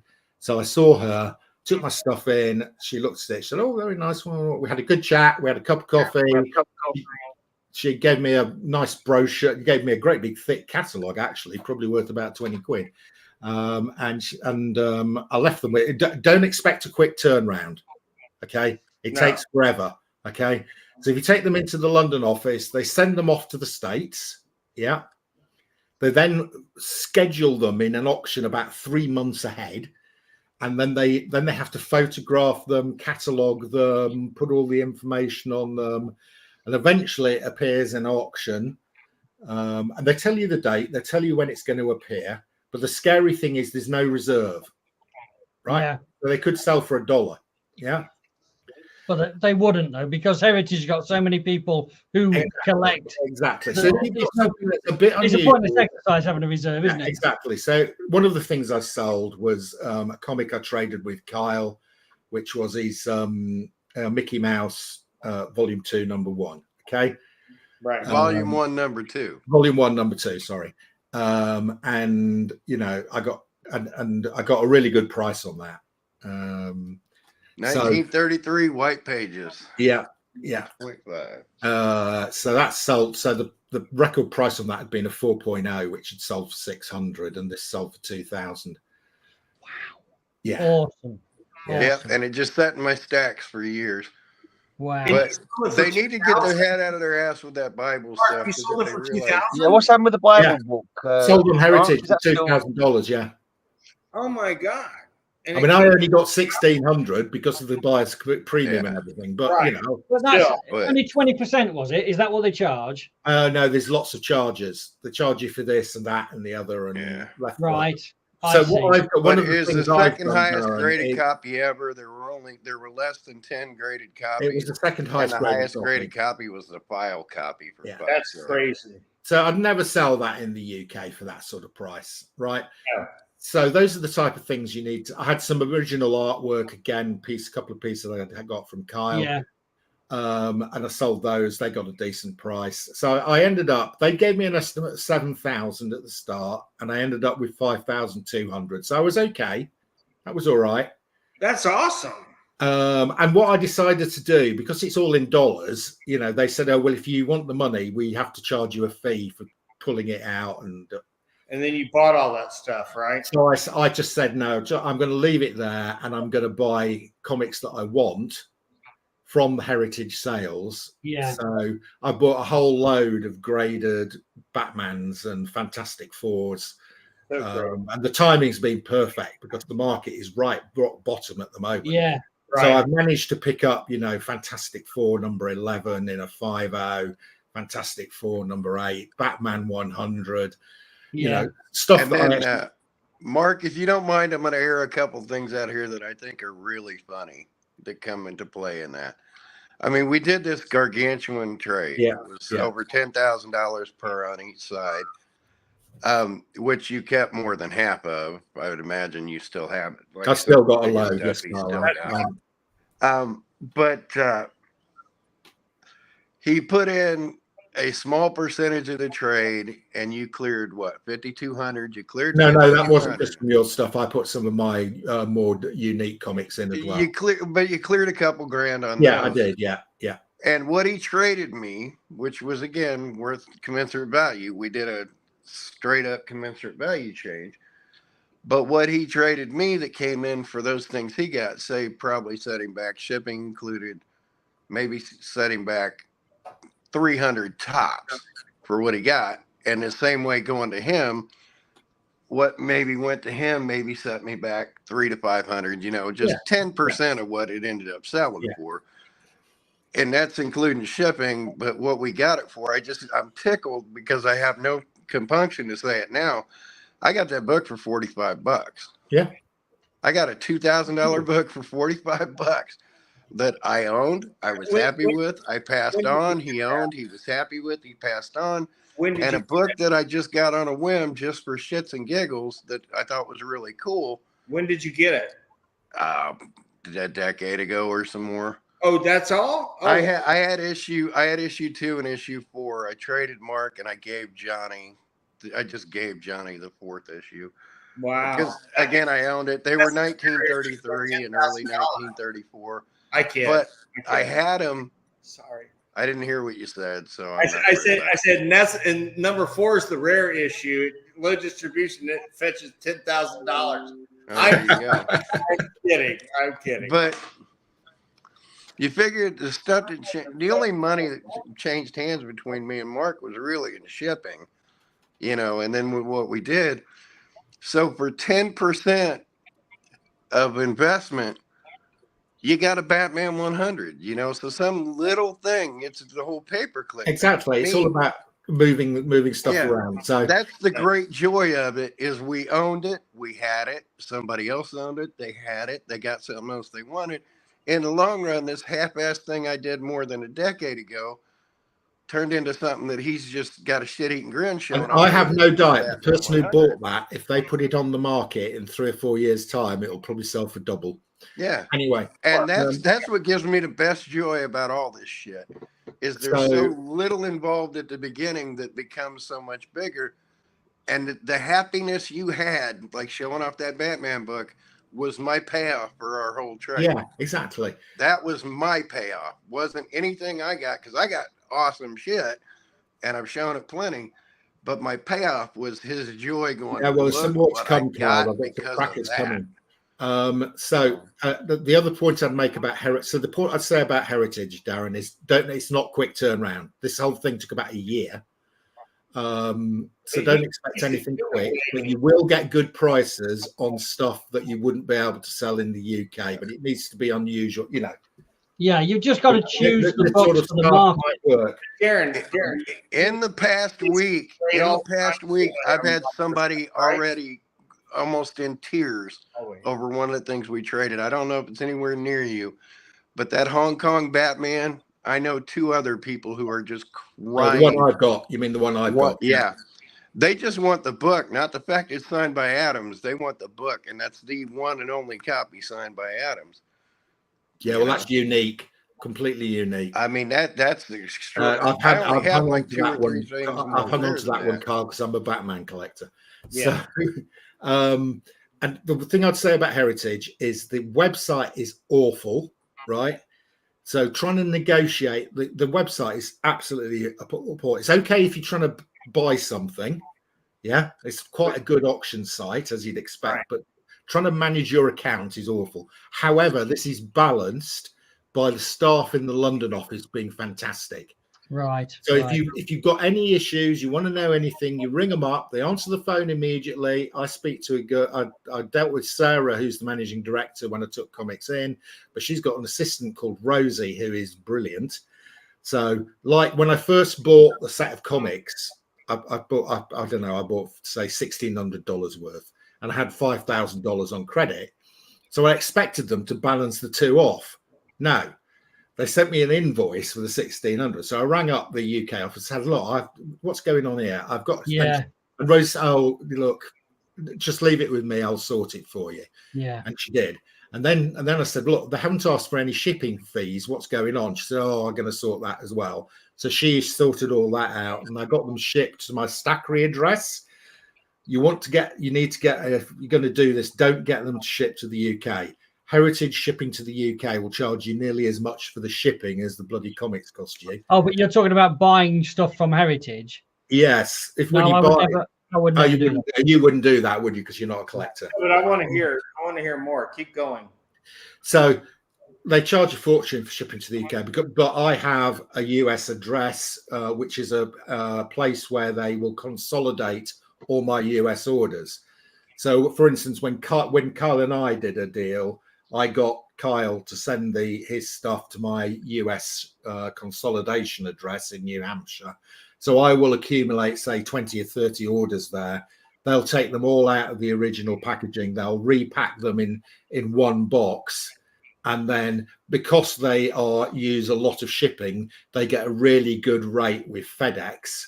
And then I FedEx them across here, and it reduces the cost by 80%. Yeah.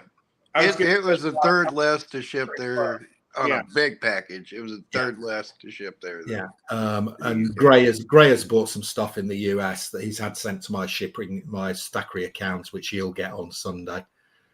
So I've already been in touch with Sarah Balby. Yeah.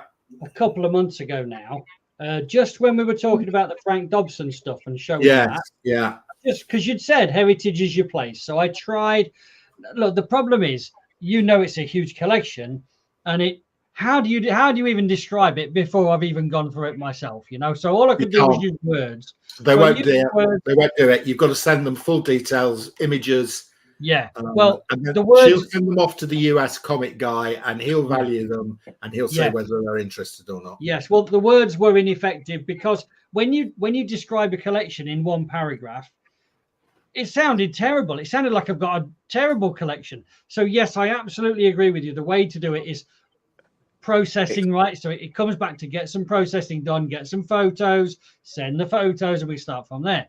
Hey, Darren, you want me to describe that Frank Dobson collection in one word? In one word? One word. Awesome. Pedigree.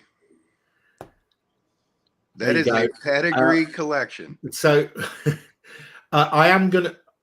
there we go. I am going to try and do the Bible stuff again, Kyle. A Skittles ad in the making. There you go. Isn't that great? Yeah. Sorry. That Bible stuff is so insanely rare, old, and unique that they just Yeah, I'm going to try them again I'm going to say to Sarah, because I've now dealt with her a bit and she knows me. So I'm going to say, look, Sarah, can I come in and show you something? I did send them all the photographs, but they thought I wanted to sell each one individually.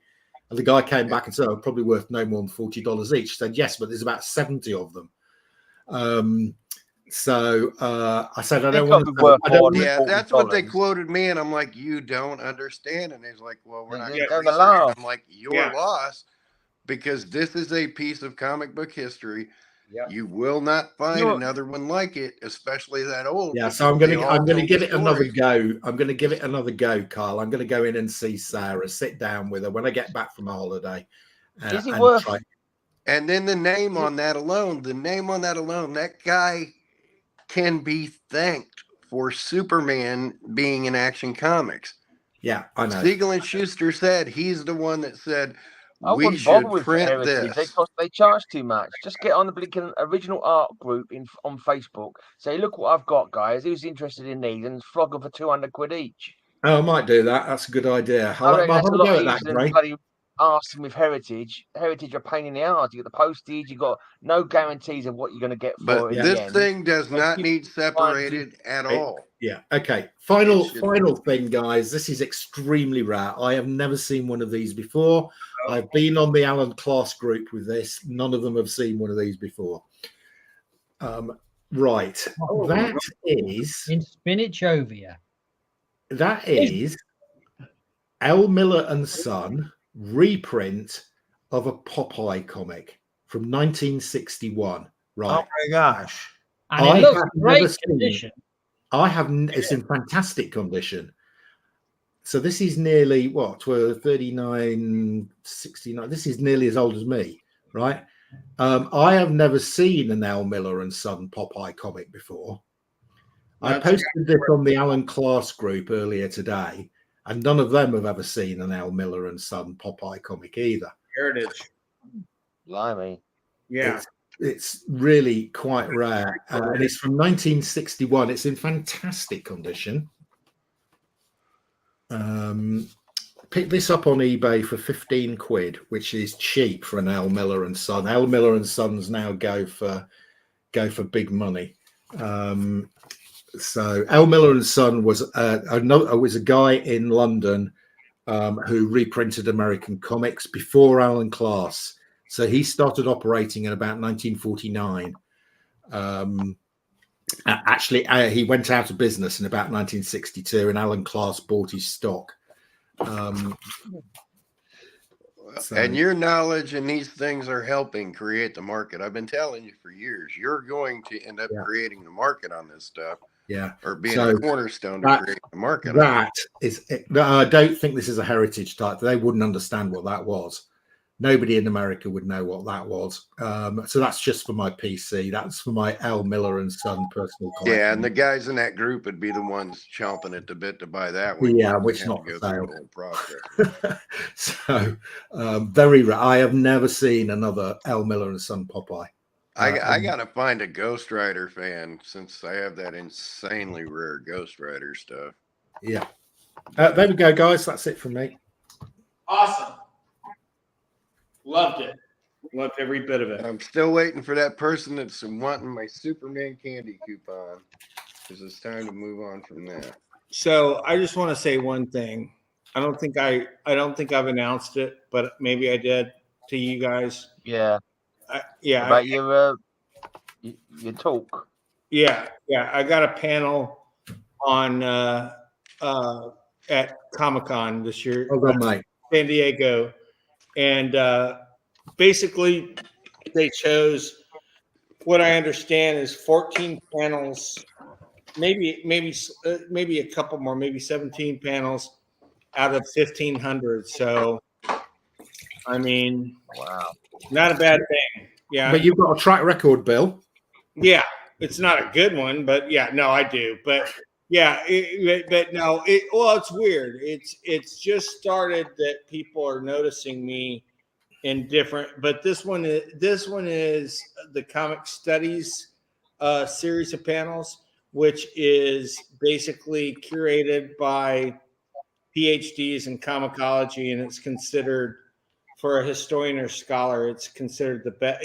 It's far harder to get it in there than it is the actual Comic-Con. If I put it in as a regular panel. So yeah. So I mean, and I'm not like Mr. But it makes me happy because this is the second one I've had through them. My Tezuka panel a couple of years ago. Thank you, Scott.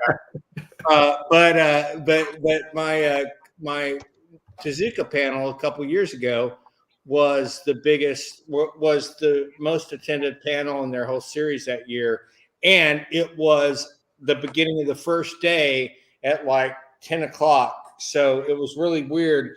All the other ones were in way better times for people to attend. So I try to pick my topics carefully. Phil is actually on my panel.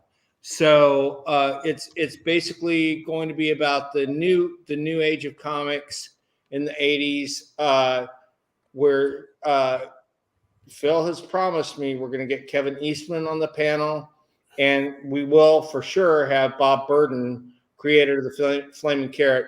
Love Bob. And then Phil was a 15-year-old kid whose parents loaned him the money, and he started one of the most successful comic stores in Louisiana when he was 15. Nice. So he was part of the whole, Oh, that would be great. Yeah. That so sounds like a great panel. I had two other panels. I submitted 3, and that's the one that got accepted. And you know what? I was grateful because that's the one I really wanted in, because Phil had been saying, it's a bucket list. I've had several panels there. This is just the second on comic studies, but he was like, that's on my bucket list. I want to have he's had panels at other cons, but he wanted to have a panel at San Diego. So I obliged. And now I'm in the middle of trying to plan and get out all our media for the Rude weekend, where we have Steve Rude come in and paint all weekend. And that's going to be pretty exciting. But Phil wants me to make us a lot of money that weekend. I hope I can. But we got to get Bob Burden on the show. I could just Bob. I'm sure we could have Bob on the show, and I would let Phil take my place. I'd be in the background, of course, going like this.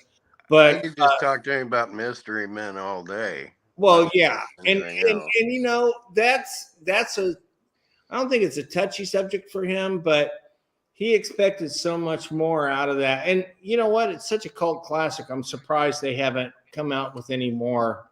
Yeah, or even a reboot of some sort. But they need a Flaming Carrot cartoon so bad. It's just not even. Yeah. But thank you guys. I appreciate it. I just wanted to announce it publicly, because remind me when San Diego Comic-Con is. It's the 3rd week, or no, this year it's the 4th week of July. It's later than usual, but come on, any of you that want to come, I can get you passes, and I'm sure we can figure out something about where you guys can stay. So if you want to come, think about it. I mean, it's just a little less than 4 months away. So if I could afford it, I'd be there in a heartbeat. I know you would. I wish I could afford to just send you out here, but it's going to be a lot of fun. I'm excited. Next year, I'll submit for a poetry panel. So, what's the title of your panel then? Has it actually got a title, Bill? Yeah, it's the new age of comics, which was, and I don't think I'm coining the phrase. It's been called it kind of right when new wave and new age music started up. And new wave of comics, not new age. New wave of comics. And it's the boom of the comic book market, the independent. Right. And it coincided with the new wave and post-punk movement. Yeah. And so you got a lot of like Cerebus. I would call Cerebus during the punk era, because it was 77. So that's way before new wave was even anything. And it's when all the comic shops opened. New wave, a lot of people think of new wave as, or think that it started with Gary what's his name? Not Gary Oldman, Gary Newman with cars and that kind of stuff. Yeah. And then followed swiftly by Ice House, all guys across the pond in your country, of course. So you guys, Gary Newman did Cars and Gary Oldman did Train Spotting, I think. Oh, that's hilarious. Yeah, I guess they both had their own ideas of ways of transportation. Yeah. One took a car, one took a train. Hey, speaking of accomplishments this week with Mark, hey, Mark, you got a booby cover you can show right quick, can't you? A booby cover? A booby cover. Which one? It's just any random booby cover. That Startling is kind of a booby cover. I came up with a new name age this week. Okay, you got the Golden Age, you got the Silver Age, you got the really Modern well. Age. Yeah. So I came up with a new name. Yeah, Kyle. Right. So on my live show, Kyle is my moderator, right? Which sounds like it's a bit crazy because he's the one that needs moderating. And me, I'm always swearing. Darren is there as well. So, and they're really good. They sort of do a double act. I've never gotten an invite. I'm really hurt right now. Rightly so. Kyle's the moderator and Darren's the agitator. I'm showing some comics with some cleavage, right? And Kyle goes, "Oh, Mark, is that from the Cleave Age?" I like it. Really good. I thought it was one of Kyle's best. Oh my God. And from now on, whenever I show a booby cover, it definitely will come from the Cleave I've Age. got to say, amongst some pretty poor competition, that's one of his best. Well, because you can't say cleavage on Whatnot. It blurs out cleavage. I've tried to find different ways to say nipple. I can put nipple in there. I did a Knights and Knee joke where I ended up.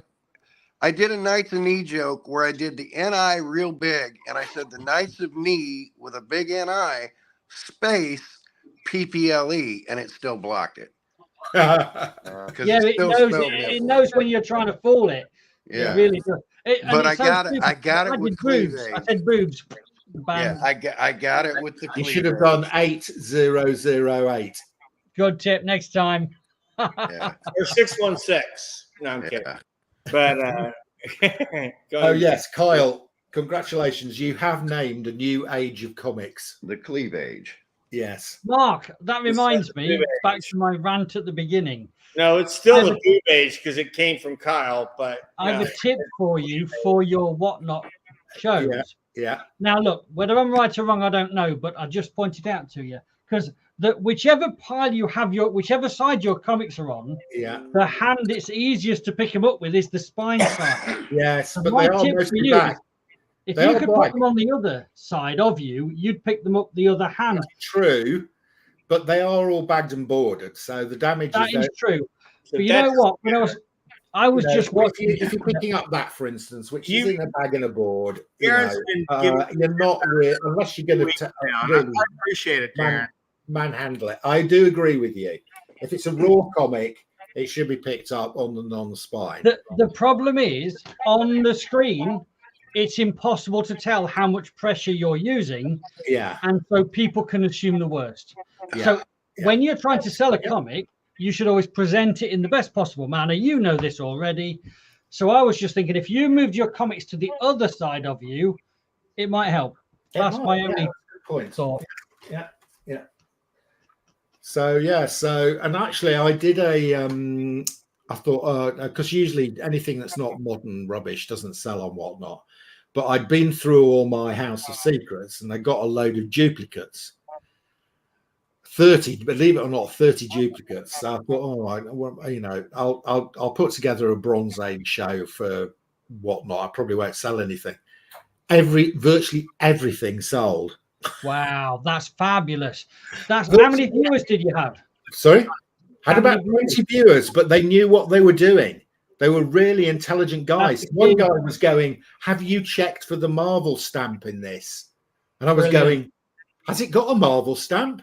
Brilliant. Oh, and I was opening it up and having a look, and you know, yeah, that was another thing I meant to tell you. I mean, there's a list on that you can. Yeah, I've found it now. So the ones I'm doing on Thursday, I have checked the Marvel because they ran from like the series 1 ran from late 73 to through 74, and series 2 I found a listing. So the ones I'm doing on Thursday, I've already taken the ones that haven't got the Marvel stamps in out. Very annoying. Most of them do have them still in because they're British, so no Brits really collected Marvel stamps. Yeah, so that, but no, there were about 20 people in, and they all knew their stuff. That's fabulous, because if they knew the stuff, you might have had even a bit of competition. Yeah, I did. Yeah, so some of the House of Secrets, one House of Secrets, one of my favorite covers, went for 35 quid, and I started it at 5. In primary school, I used to have to write on the board with smaller pieces of chalk than this goddamn thing I have to eat. God damn. That's fucking disgusting. And I tell you what, if you look hard enough on the internet, because I found it before, I can't remember where it is now. There's several lists. There's a list about everything on the internet, but another very handy one to have is the list of issues that have when the Marvel did the price change. And there's a list of ones that have got when the same issues got the higher price and the lower price. So you know, like 35-cent variants, I think they're called. There's a list of stuff like that as well somewhere. Yeah, and you need to look those up because that ain't no joke. Yeah, there's Kyle, as well. Can I just ask you about the Whitman pricing? You know, so when you get that triangle and with the pricing, the diamond, that's the diamond, yeah, that's an early direct market, isn't it? The direct market diamond's a different shape. Okay. No, not really direct. No, it was just a different market. It was sold at convenience stores and stuff in the packages, but it wasn't. Well, that's what I'm saying. There's a different shape to the Whitman and the direct market. I presume they're rarer and they're worth more, are they? Not necessarily, because no, not necessarily. Not at all. That's a good question, though, and it would seem that would be the case. No. But no, Whitman published those separately, although they might have they kept the advertising and stuff. Yeah. Okay. The only thing that would make a difference in Whitman would actually be more of some of those than the ones that aren't. The only difference in the Whitman is if you got a bag Star Wars 1 first. Yeah, the bottom one's Whitman, the top one's direct market. Sometimes it also has like. Sometimes no, it has a little the gallery around it as well. Yeah. Honestly, truthfully, like we'll see them when I'm going to. But yeah, Whitman's and Marvel don't mean shit unless it's a first print of Star Wars 1. Okay. Whitman's in DC make a slight difference, but a 35-cent Star Wars #1 is worth 3 to 5 times more than a 30-cent Star Wars 1. What were you singing, Gray? Are you saying that I'm Rolf Harris now because I'm drawing? No, take heart. Harris. The gallery section. Remember the gallery? Yeah. Let's go to the gallery. The gallery. Yeah. The whole newsstand market change thing is when it was drastically different. When there's a drastically different change. By the early 90s, newsstand was down to under 5%, so they're drastically rarer. But it's only just flashes in the pan, and people want them just because they're drastically rare. But the 30 and 35-cent price variants Marvel did were just test markets. Those are insanely rare. And they we were print one like of the 1,500 copies. San Antonio. Yeah, San Antonio, Indianapolis, and St. Louis were the big 3 markets. And there's only the 35-cent ones. It's well documented. There's only 1,500 copies of those. So that's why like a 9.4 of Star Wars 135 just sold for what, $10,000. Kyle, we're test market bros. Yeah, there you go. Fist pump me, dude. But yeah, but there's only a handful of books that did that, and then I've got some crazy test market stuff upstairs too. So. Yeah, the late 70s, the direct market, it was early going. It really didn't make a lick of difference, you know. But by 81, 82, 83, it started. What was the first Marvel solely direct market book? Oh, I know this. I don't know. Solely direct market. They Impressive. they took 3 issues of That's a particular Impressive. series and cut them to that. But Marvel's first book that was solely direct market. Indiana Jones. No, No. it was the first issue, but not the first appearance. And there's massive spec on it right now. Dazzler. Dazzler #1. Dazzler. That's the one. Yeah, Twice. I knew that. And the 3 books that Marvel went to direct market with was Moon Knight, Khazar, and Micronauts. Wow. But those were in later issues. But Dazzler #1 was solely released to the direct market.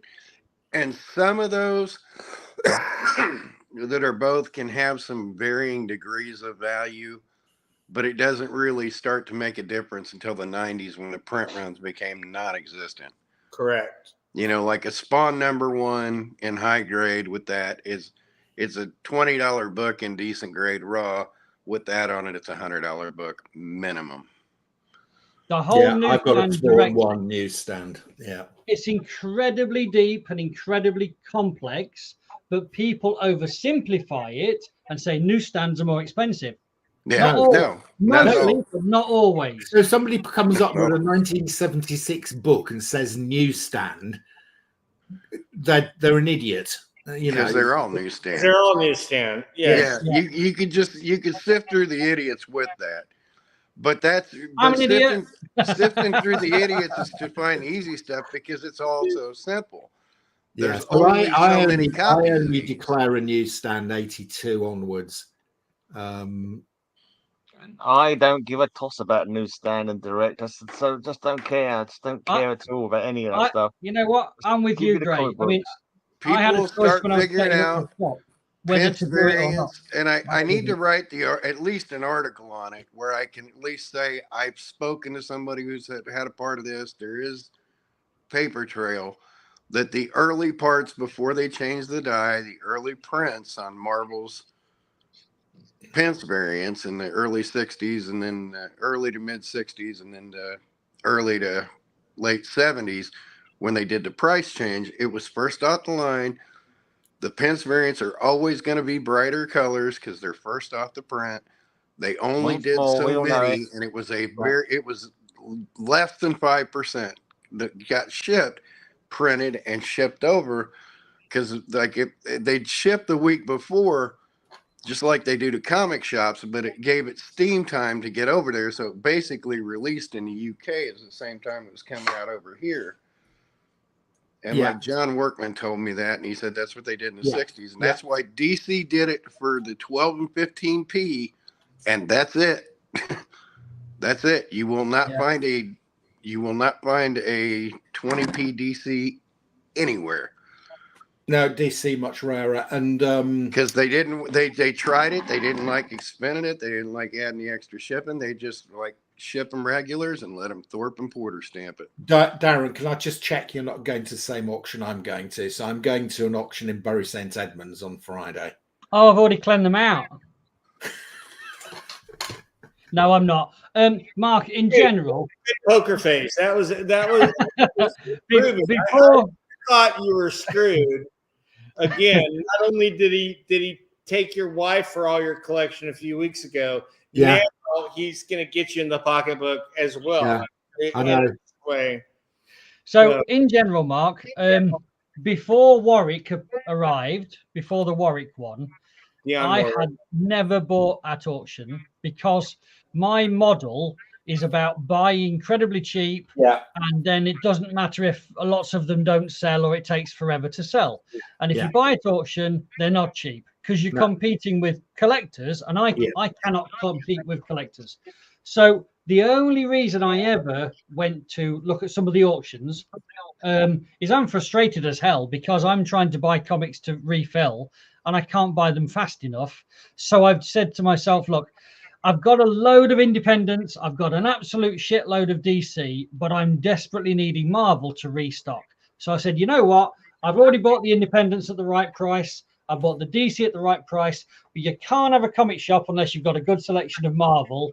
And if I'm struggling to find them, you know what? I'm going to go and buy them at auction. So I've only gone out there to auction to buy these Marvel, which are the cornerstone of any shop is Marvel comics. Marvel from the 60s and 70s is what brings the people in. So even if, and I hadn't mentioned this on previous shows when we talked about it, you know, the auction I bought that would cost a lot of money. Yeah. And I bought a couple of collections where I paid more than I normally would. Yeah. Even if I break even on those collections, I don't care, because it's good advertising to bring people in. Bringing people in, yeah. So I just don't care. But I know I won't break even. I know I'll do slightly better. But and I'm ready to do my processing. I just needed to get the Marvel comics, and where we are hell, today, what you showed yesterday is going to clear you plenty. Oh yeah, but you've got to tell them, Kyle, that you can't sell these things in 24 hours. You put 100 comics on an internet site, and 2 years later, you've still got 50 of them left. You pulled out a beater box yesterday with a Spider-Man, Superman in it, and fucking high grade. Yeah, but you've got to sell them, Kyle. That's the issue. But look, at the end of the day, I now have the stock I need. There's a few tiny little holes. I'm actually looking for something which I would normally reject. Instantly, I would reject anything Marvel from the 80s and 90s. I would normally say, not interested, don't want it, it's too much of it about. That used to be the case. I can't bloody find it. I can't find it anywhere. So I'm now looking. Marvel 80s stuff does sell. Yeah, I'm clean. It's all gone. It's all gone. I've got like now looking for Marvel 40 boxes of 80s, 70s, and 80s Marvel up there just waiting to be taken away from me. Yeah. Well, I'm going to get on my teleporter and beam me up, Scott Ian.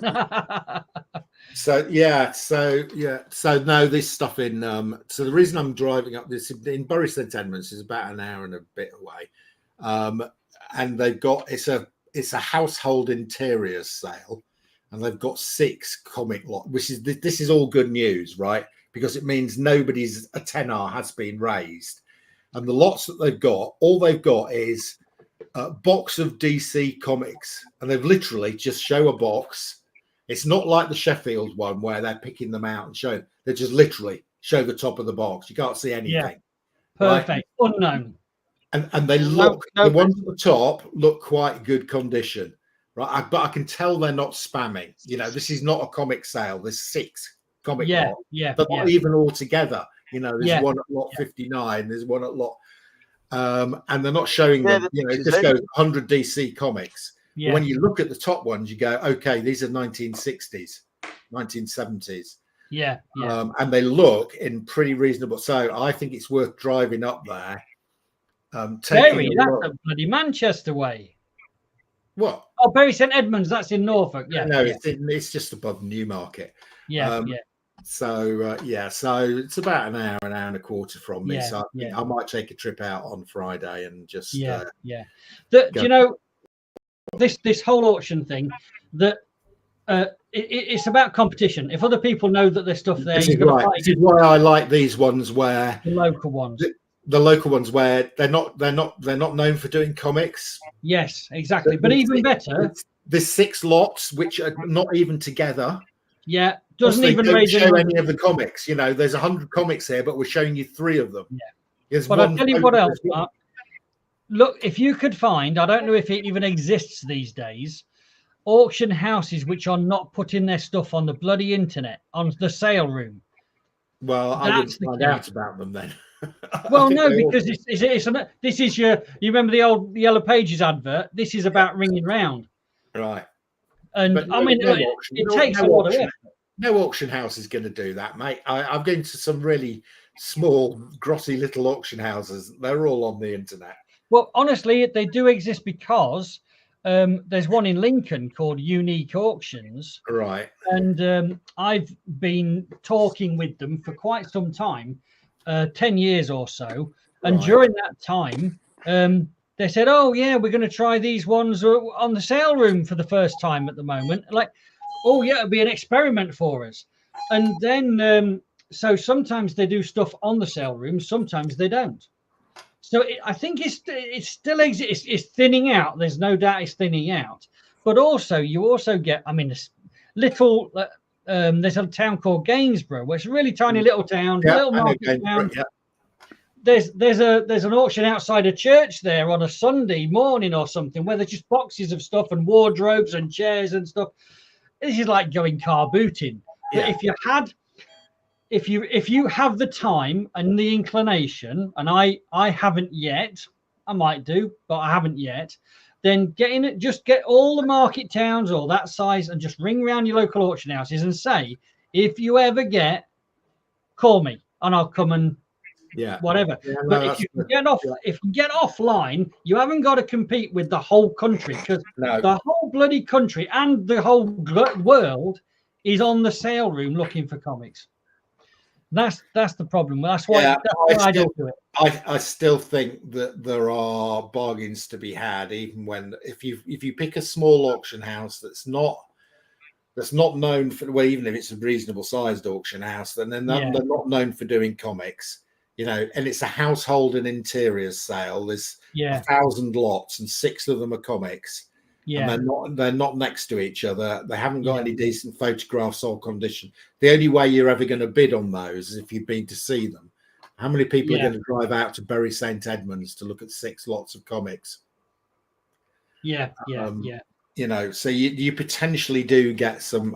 The other ones I've had, there's a place out in Ipswich somewhere that does agricultural machinery as its normal sale. Yes. That's that's not a bad shout, because I'm from Lincolnshire, which is very agricultural. There's any farmer who, when they were growing up, they had these comics, right? They would often store them in a barn.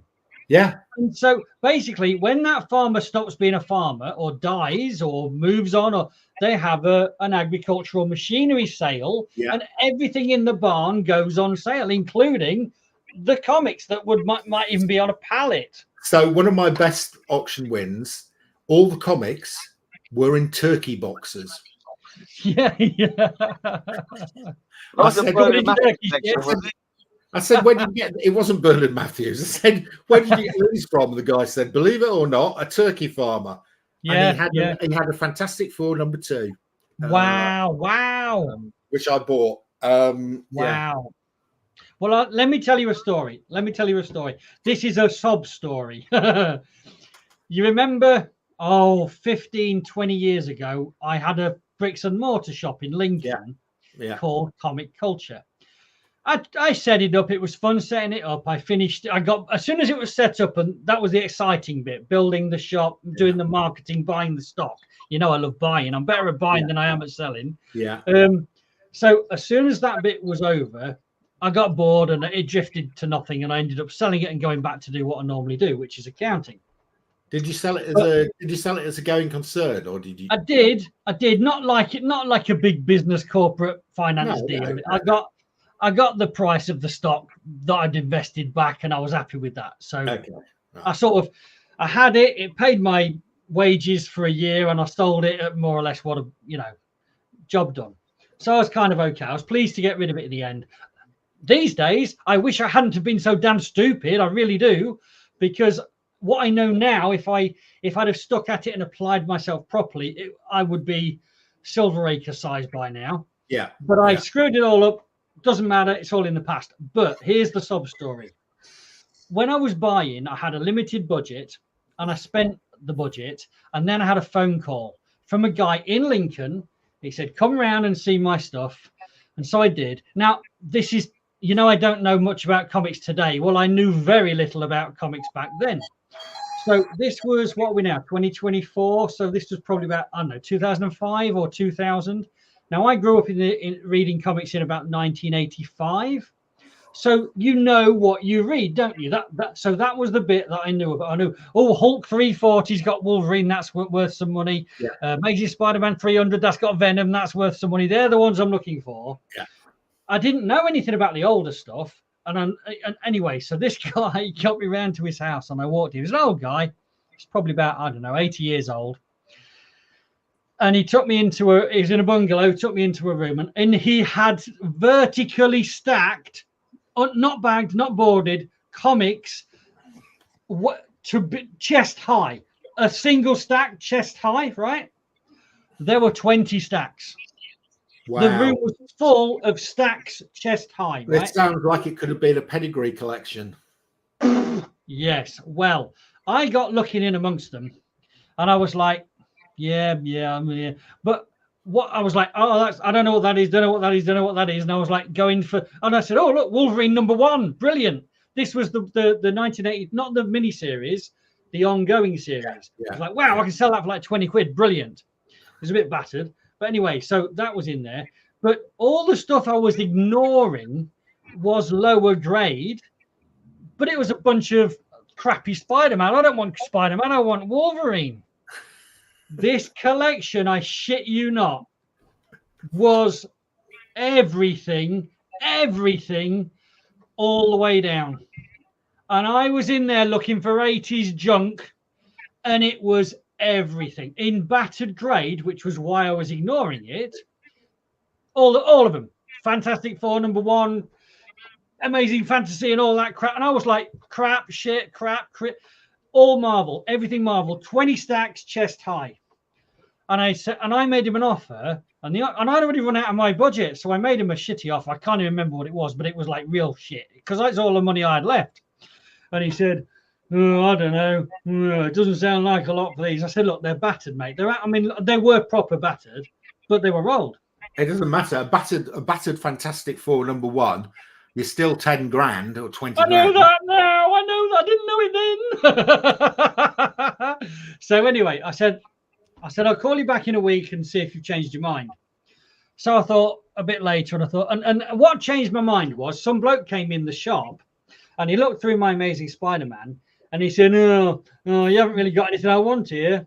I'm after like the first 20 or 30 issues. And I thought, right, I've got a buyer now. I saw some early Spider-Man in that bloke's house. I'll ring him up. So straight away, I rung him up. Now, let's say, and I don't know what I offered him, and it's going to sound horrific, right? These are low-grade battered comics, and I didn't know the subject then as I know the subject today. I know I was out of money, so I might have offered him 500, 1,000, I don't know. These days, I mean, well, anyway, so I called him back up, and I said, oh, I wanted to give you a little bit more money for those comics. He said, oh, some bloke came and got them yesterday. They're all gone now. I said, oh, what bloke was it? Silveracre. No! I was livid with myself. That was probably my biggest paid him nothing, and that's why he's made his. He could probably have lived on that for years. I'll tell you what I did, Mark. I did Silveracre's groundwork on that deal because I sat and I went. I'm very honest, and I go through these things with the person, and I got that person warmed up to the idea that these comics were worth whatever I offered, 1,000 or 5, I don't know. Silveracre would have gone in and gone, have you had any offers on these already? So, oh, some bloke offered me £1,000. So I want 1,200 then. Done. I've made a profit, bigger than that would have been it. That would have been it. So Silveracre walked away with them. And I've regretted that day ever since. And that's my sub story. What do you think? As we say in America.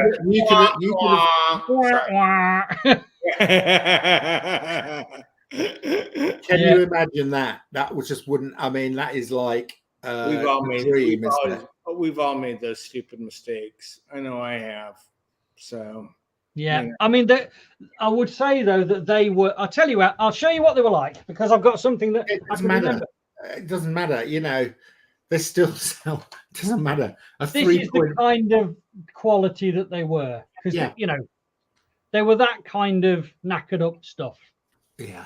But nevertheless, they were every issue, the early stuff, Right. You could have just given them to Grey. This is the Grey. Yeah, that was really naked, mate. That one you just showed was naked. So yeah, classic, brilliant. Oh, I've made a few mistakes in missing deals, but I've also had some good ones as well. Yeah, well, you've made a few great ones. That one beside the side of the road one, which you did, which was. But still, much more than this, you did it your way. Very true. I don't know if you knew this, but we're being simulcast with a BBC TV show right now called Cooking with Kyle.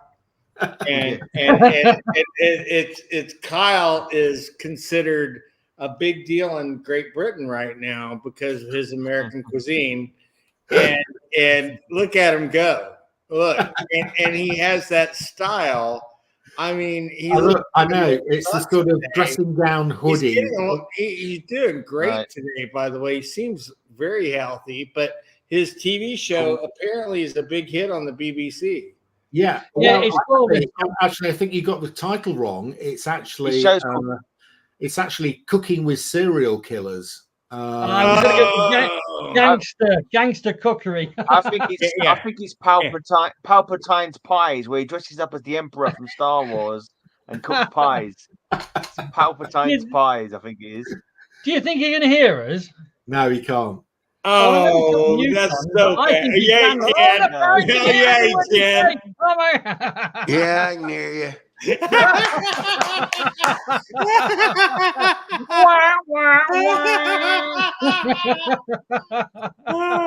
I won't hear a bad word said about Kyle. You were the one who started it. Now you know. Superb. You look very Dr. Doomy today, I have to say. but you know, do you have shit to show? What took you so long? He's going to throw them in the cook pot and cook them up. He's doing a comic omelette. Yeah. I think he's taking them away. He needs comic stock. This is the stuff he already showed us. No, he's taking them upstairs. He's going to throw them. He does look a bit. You don't want the cat to jump on these. They're too expensive. He's putting them away. He's the one who's shown them already. This is his top 10. And then his top 10 runs. Pussyfooting. So, you know that if he takes his glasses off, does he look more like Obi-Wan Kenobi or more like the Emperor? He looks more like Dr. Doom. I get this strong Victor Von Doom sense. But Palpatine, yeah, pretty much. You know them comics you sent me, Darren, the other day? The damp ones. The cat only threw up on them. No!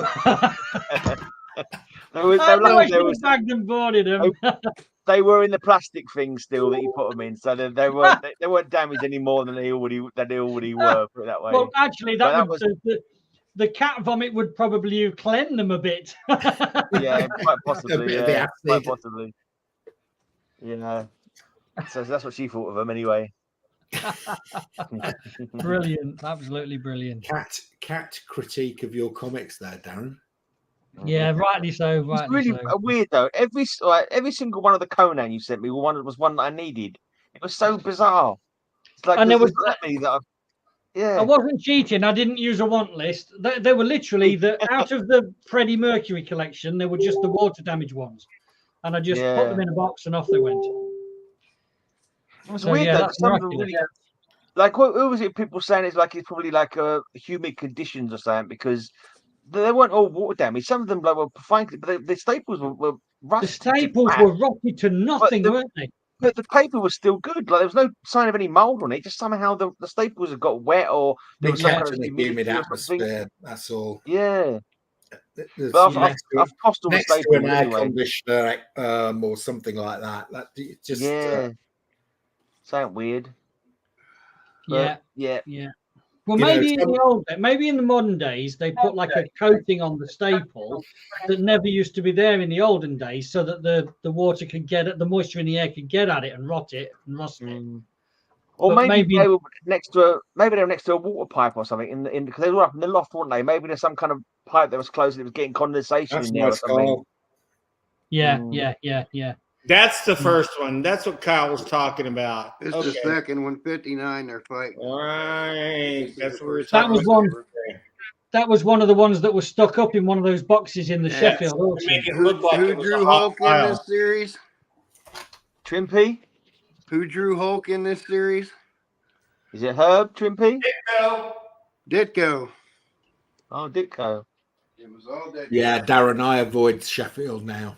It's well, I think I will, because honestly, I actually I told the guys, and there was a couple milling round me, right? Yeah. And I said, look, guys, what you're doing is you're putting 1960s comics, about 20 of them, over a batch of comics, about 200 comics, and you're giving the illusion that that entire box is full of 1960s. They know what they're doing. They know what they're doing. They know what they're doing. Well, that's I don't think it's them. I think it's the seller. I think it's the guy I think it's the seller doing it. And he's been doing it for years. It's a formula that works for them. They do it about 2 or 3 times a year. I think he buys I think he goes to comic shops that have shut down for financial reasons. He buys up their stock. He clears out the lower grade ones and puts them in those other lots. You know, the lots which are at 100. You know, shows all the comic. He keeps some battered up, decent comics to put up on the top. It's just a formula that works for him. It's how I can tell you that your story is supported by facts, because a lot of them were priced up with the prices still on, and it was the same shop. I took a note of the address of the shop. Right, I can't remember the name, but I know it was in Kent. Right? And so but there was a load of, again, just independents from the 80s and 90s, box after box after box after box. Then there was a few battered DC and Marvel stuff, bits and bobs without bags and boards, and then finally it was onto those nicer lots which were bagged and boarded, which are a little bit better. But those are the ones he's picked out. Those are the ones he's picked out, and they're going to be so. When I bought them, mine had got stickers on from Real Comic Shop, which I checked up, and it had closed down 2 years earlier. The timing's about right. He'd have bought the stock up, paid nothing for it off the receivers. He's gone through it, picked out. He knows what he's doing. He picks out the decent stuff. He leaves a few in to show on the bulk stuff. It's just it's. Do you know what, Mark? Now, you just triggered something in my brain, because I tell you what, I can expand upon possibly your story to say, what if this guy's buying up that stock? The dog shit, right? The dog shit stock. And these good comics, they're not in that dog shit stock. He has a separate pile of low grade 60s. And then he uses some of his low grade 60s pile to embellish. Could do. Because you can get low grade dog shit 60s for dirt cheap if you look hard enough. And so that way he's getting the illusion that you've got a really ace box of comics. The internet goes wild. All of a sudden you're selling your dog shit at £2 a copy. Brilliant. Because he knows 99% of people are not going to go to Sheffield to check out the absolutely comics. I asked them. They said no one's been. I'm the only person who went to look at the comics. Yeah, exactly. It's like when I went to the one in Lincolnshire somewhere, the agricultural machinery show. I'm here to see the comic. Nobody's ever been to see comics before. Well, I'm here now. Even that monster lot. Now, I'll tell you what else, right? I didn't realize this. You know, the monster lot that I bought in God knows where. The bloke had done internet work, and it had been on the BBC internet that this lot is coming up for sale at auction. Right. And it was well advertised across BBC internet. And on the day, because I was very, very interested in how many people came to view them, I told you 2 people came to the auction room on the day, but thousands of people would have seen those adverts to say this is coming up with a photo and all sorts. So and that's the problem, is that in the olden days, before the days of the internet, you only had to compete with those people who used to go to the auction on a physical basis, on a weekly basis, and that was it. These days, you're competing with the whole bloody world, because the internet's open 24/7 globally. It's an impossible. But they're not all looking. So I have had some pretty damn good deals on auctions. It doesn't tend to be the big ones. It's not the ones where they've got 80 lots, because they attract the attention. It's the ones in the way out places that not really known for doing comics. There's not too many lots. Nobody's really looking, and they don't present them well because they don't understand them. It's like the one in Bury St Edmunds. They've just put 100 DC comics in a box. But I can tell by looking at the ones I can see, and I don't think they're not catfishing like the one in Sheffield. The same. Good. Well, I don't think they are. it's those ones where you know, and if you go and have a look and you go, actually, these are not bad. These are pretty decent grade and they're reasonable comics. You know, so 100 DC comics. Should we phone an ambulance for Kyle? Papa Smurf, are you okay? Yeah, he's wriggling. It lives. If he's still moving, he's okay. Well, he's suffering at the moment because he can't take his pain. Yeah, meds. I know. It's bad news. Even when he does have his pain meds, he still gets the pain as well, doesn't he? It's quite often. He's even worse at the moment because he can't take his pain meds because he's got a rash. He has to take antibiotics for. Yeah. So, well, you know what? I've never heard of that before. You can't take painkillers on antibiotics. I've never heard that before. There's certain ones. It's just certain ones that are contraindicative. I can't get your and the goddamn rash that I got probably came from another medication I'm on that dries out my skin. Yeah. I got a heart problem from a heart pill I used to take. It's all kind of yo-yo stupid shit. So, and the chemo fucks you up as well, then it can have long-term effects. I've never had chemo. I did internal radiation. My mom had to do chemo, but I never had to do chemo. I had to do internal radiation, not where just they took pictures, but they took a needle and inserted isotopes up my tank. Nasty. Which that was fucking miserable, sitting on a donut for a week. Sorry, I had to get up and get a few things done. Right? Did you get to eat some while you were sitting on one, like donuts? Yeah. Okay, good. I sit on a Krispy Kreme every chance I get, right there. That makes it so much better. You know, I mean, if you have to sit on one of those damn things, which I've had to. Collecting Chaos. I had a bruise this big. Ooh, well done, Collecting Chaos. Yeah, very good. That's good. Oh, man. That's nice. I had a bruise this big on my tank. Dracula 2, by the way. What the hell, man? Seriously? Kyle, you put up with a lot of pain, dude. It was awful. I mean, they took a surgical needle, which again, it's more comparable to a biro pen than a needle. Yeah. And they stick it in right to the bone and push in radioactive isotopes and pull it back out, then go back in and move it around. And yes. It took me months to get over that one. Dude. Hey, I'm on a roll. I think I've gone 3 months without passing blood anywhere unusual. So cool. Nice one, Kyle. That's a good thing. Great. Have you got anything to show? Only what I'm reading at the moment. I'll have something to show after the comic mart. Yeah, at the moment I'm reading comic mart. I'm reading some. Someone said at the top of the show that no one wants to read these, but I'm reading my Legionnaires at the moment. So, and yesterday I showed them off on my What's in the Box. But these are what I got these from some penny ante online company. They're real dodgy. Dodgy. They are well dodgy. They are. I have to say, however, I have met this guy, and I have to say his grading is a pretty sharp grader. Oh no! When I get a sticker off him and it's got NM, I know that means not mint. I thought about showing some books while I was upstairs, but I'm like, fuck it. I'm just gonna be happy to get those back in the right box in the right place today. And I didn't even get them all put back up.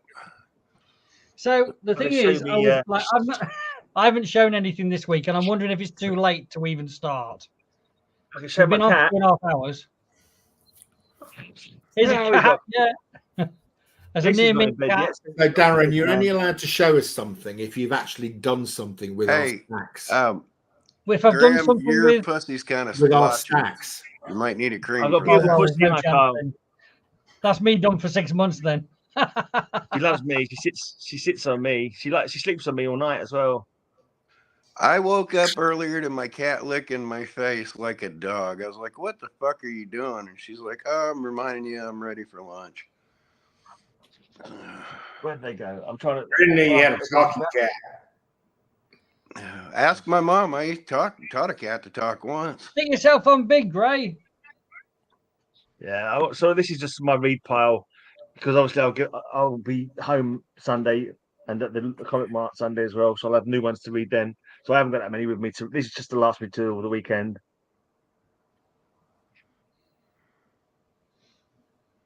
I say last night I did what's in the box, and I showed my this run and Legion of Superheroes run from the same period. Yeah. But you were on. Did you come on yesterday? What's in the box? You did, didn't you? Yeah. That's right. I tried not to, but he came on and started showing books, and I started coming out of my. That's right. That's right. And you was triggered. You wanted to come and give your test. I could not watch him just be whipping them things out and going, I don't know what this is. Ah. Don't tell me I don't know what this is. Oh God damn. So that's my read pile. Because I don't want them to That's fall going to between kill the Kyle cracks. quicker.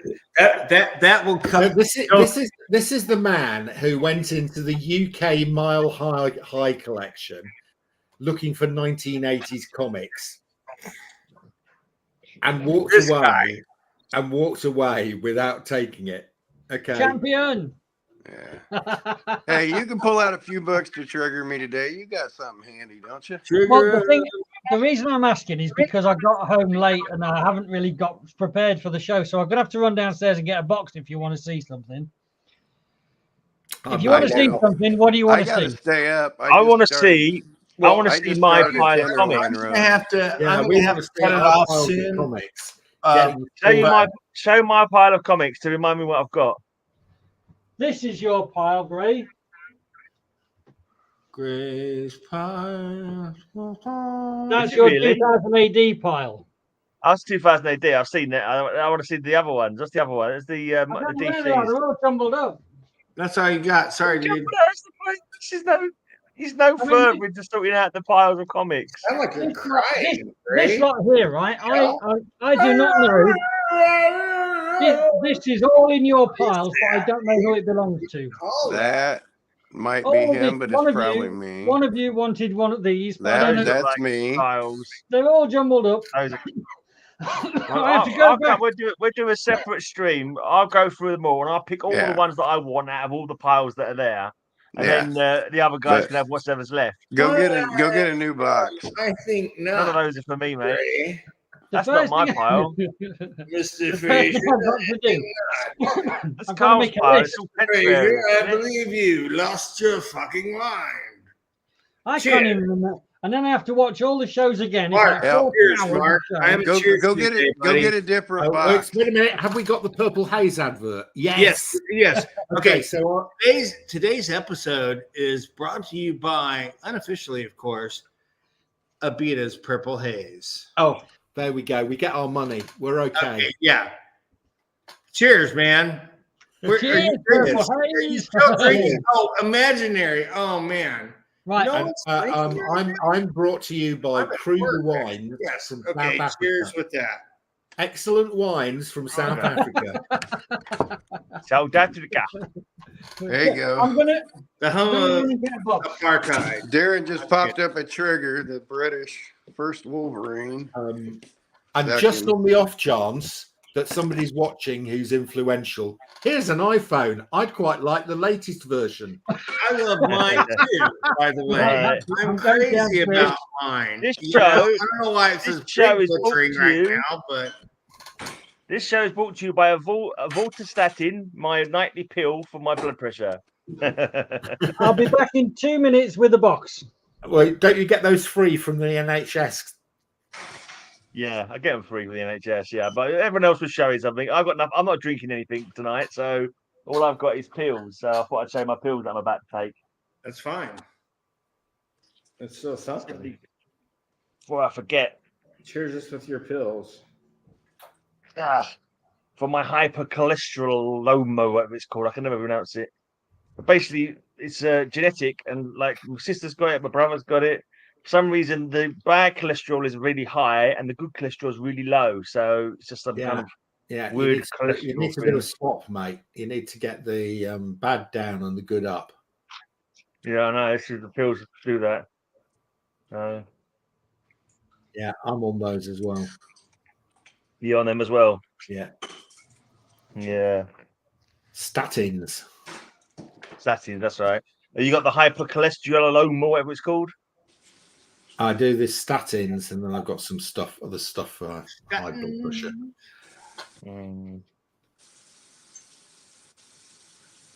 Well, I need to bolt because I need to go try to grab something to eat around the corner real quick because I'm starving. I hadn't had a chance. Any customers today, Bill? None. Not even your cop, mate, hasn't even been in. No, Joe has not shown up yet. I do sell to him occasionally. I forgot He's to score my meat. waiting for you to start the illegal casino in the back room. Yes. Well, no, we already have that set up. But no, he's looking forward to when we start serving free donuts because he's a cop. Yeah. No. Joe's a good guy. What is that? Is that a bird? It's a cat. My beautiful Oh my Catalina. God! It's so weird the way it looks. I Like know it looks like some sort of strange. It's so weird. Oh, now I can see it's a cat. Oh, I needed to go so score weird. my meat because I forgot. Graham, you need to score your meat. That is so weird. Why did I think He's going to Q-tip the cat in front of us. You ever Q-tip the cat, Graham? You're petting a pet? Never mind. I'm not You ever even Q-tip the cat? Do what to my cat?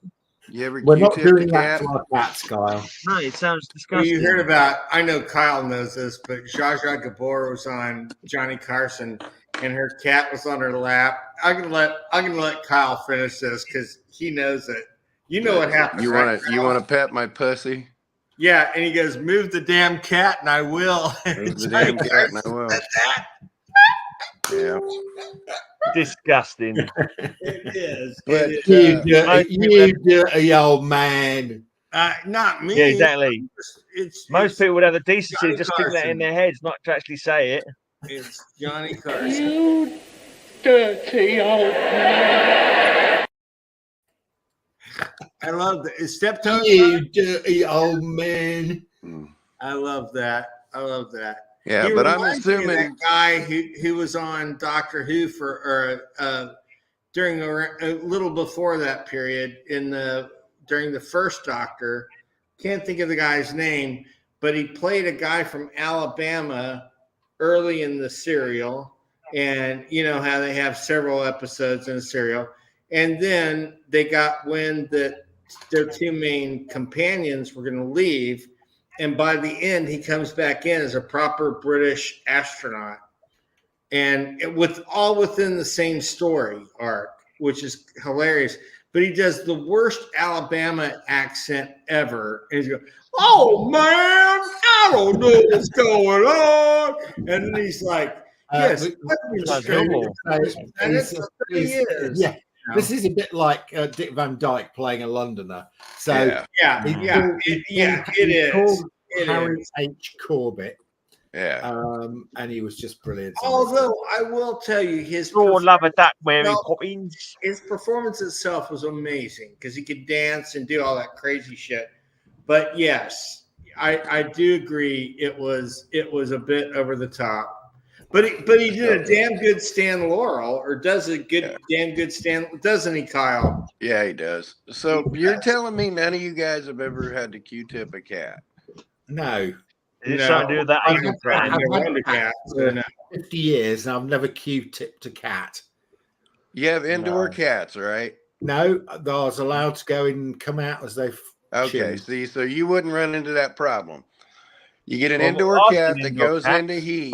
You get an indoor cat that goes into heat, potentially has the only interaction they have maybe with the litter of cats they have. They will tend to breed with them, and then you have inbred cats.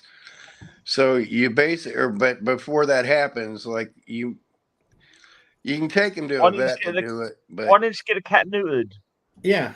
well, that's what I'm saying. If you're not getting the cat neutered and the cat goes in heat, or you ain't got $100 to pay a vet, you Q-tip a cat and basically bust a hymen and knock them out of heat. Delightful. Yeah. Is that actually approved by the medical? Yeah, Is that approved by the veterinary? Yeah, it is. If you're not, Or is that going just to hurt something you them in nothing. experimented with yourself one day, Kyle? Yeah. You can Q-tip me anytime you want, but I ain't gonna feel no goddamn thanks. Q-tip. You got to come with a real French tickler with me. Yeah, you'd have to use more than the Q-tip with Kyle. You'd have to use a proper French tickler. You have to use a baton. A French tickler baton. Yeah. I made myself a pint of coffee, but instead of milk, Man it's has got had radiation injected into his jacksie. Instead of milk, it's what? Instead of milk, you've used what? Guinness. Baileys.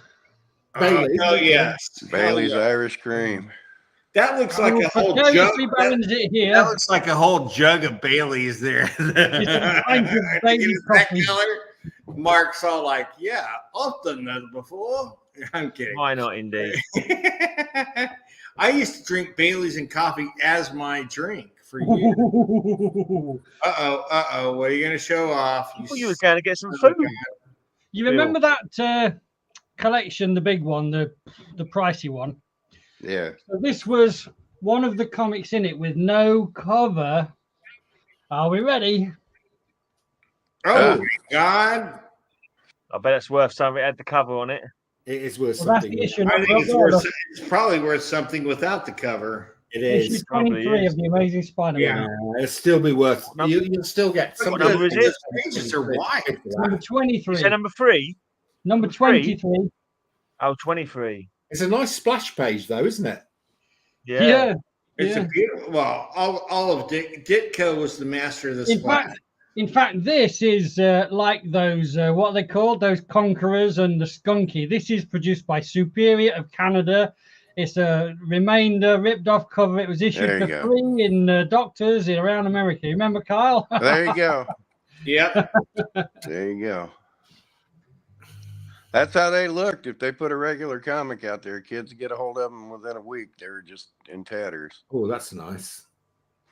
Oh, Iron Man 2. Number 2, isn't it? Enter the Demolisher. Yeah, Wow. that's quite nice. 1968.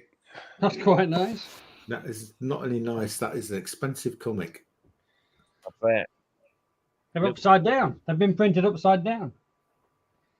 Wow. Okay, who is the Iron Man, Tony Stark. who is the fearsome freak?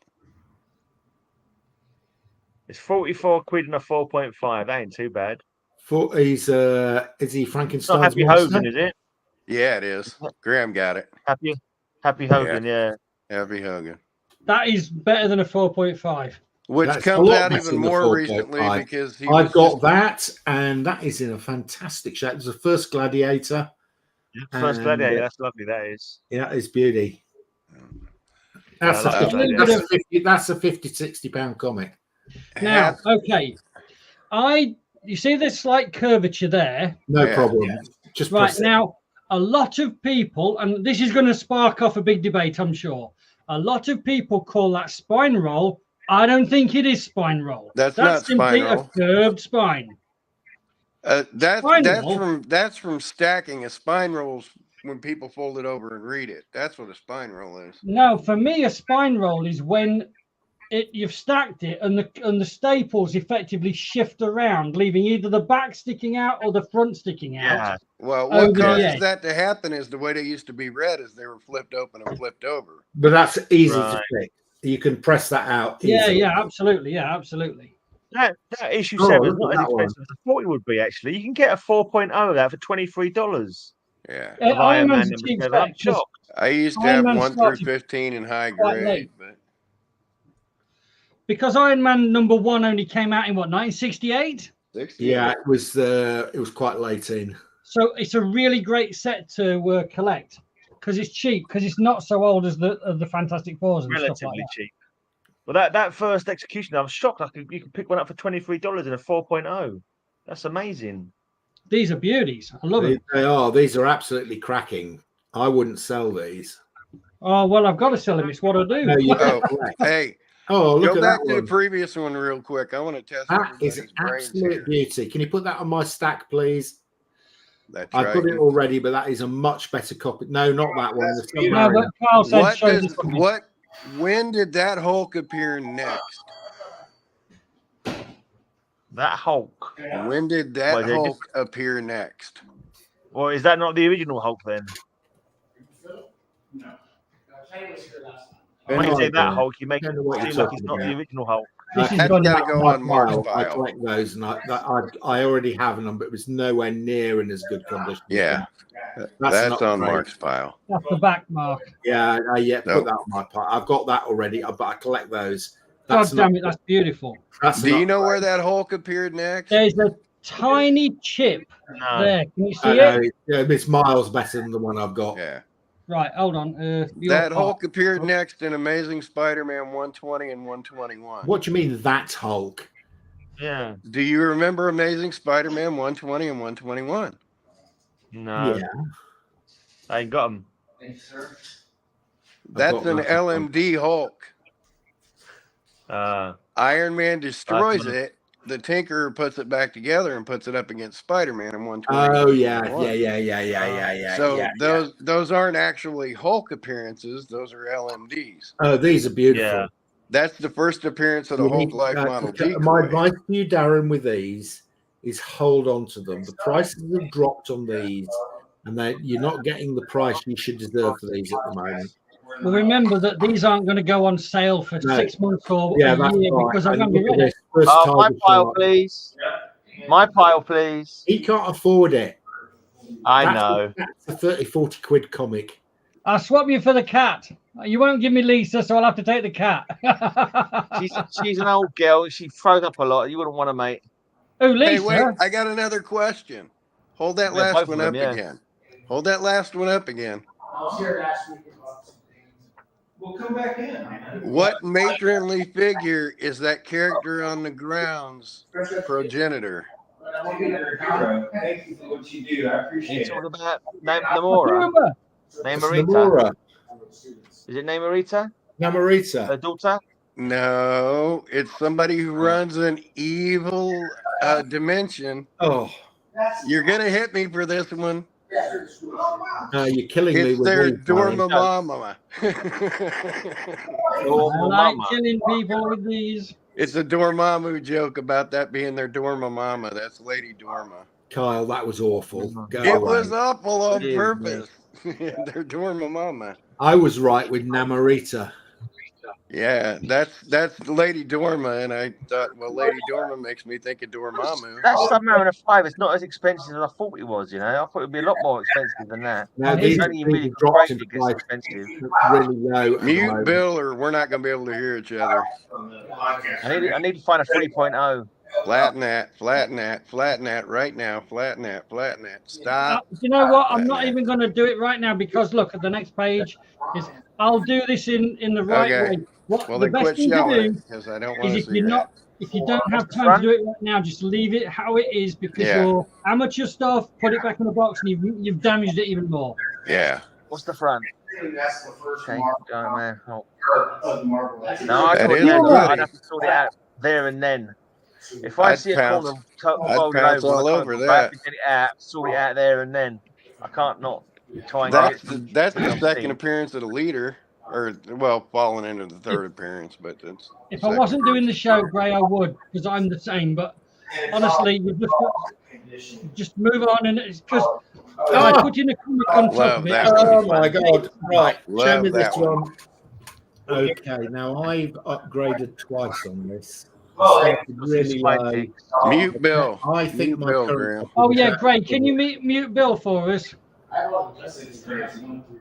Yep, I can't hear anything from him though. That is a cracker. That is a key comic, and it sells for loads. There's a little spine stress on it, but it's still That's still a fine or fine mark. Yeah, it's still very pretty. 115 for 6.0. That is.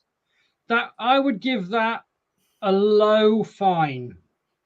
Yeah, that's a 6 all day long. You know what? I mean, look, there's even a little bit of dirty stuff there going on. Do you see it there? That's a handprint. It's a 5. That's terrible. You have to sell it to me for a £5. That's an inky handprint. But that's just money. You can sell that tomorrow. Beautiful, crisp staples. Yeah. Lovely. Mwah. Beautiful. That's now just find all of my pile and I'll pay you an undying love. I accept love. This collection. I know you paid twice what you wanted for this, but this is the condition of the comics in there. You did well. Make your own. I know. Now, what I did, Mark, because I wanted to make sure I didn't get too excited with myself. So when I was going through grading them, I looked at that one and I thought that one is. You're holding it in your right hand on the spine, mate. Well, I'm only balancing it, but I take your point. Basically, I looked at that and thought, right, that's very fine. So I will write down a grade of fine. Yeah. I'll value it at fine. Yeah. I'll price it up at fine. Yeah. Then when I get to my bid, I won't have overdone it. Yeah. Very so right. You remember when I was in the sale room, I had 4,950 in my head. Yeah. I knew that I'd halved everything because I downgraded everything by 1 grade to get to the 4,950. Oh, look at that. Rhino. That's a great one. So I'm just going to be content getting 102. I don't need. I don't think you've. I think you've done pretty well on this, mate. I don't think you've overpaid on this. Remember when I said I think that there's £25,000 of retail price? Yeah, you never see these. Like I mean, that one there. That's a monster. I have never seen that in that condition. No, I know. I kind of want that because that's on one of my puzzles and it has a Thorpe and Porter. Oh, nah. What grade do you think that is, Darren? There is a little bit of edge damage to the right and bottom right corner. It's a little bit dirty, but only like stacking dirt. The inside's gorgeous. I mean, the inside is good. Look at the inside. Look, that's clean. Maybe just off white, I would say. No, they'd call that white. Would they really? You should get a table at the London Comic Mart, Darren, and come and spend the day with us one time. I would grade that at. Oh, I'm going to struggle to. It's got to be a fine, but it's a nice fine. Oh, I thought it was better than that. Well, I'll tell you why I'm just doing it because of that bottom corner.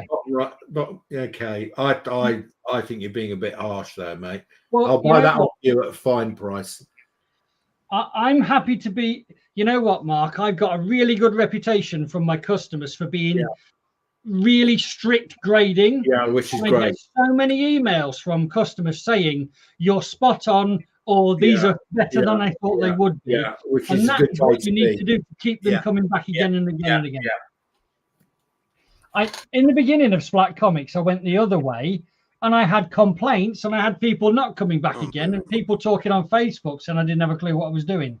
So I learned the hard way to do it the right way. Yeah.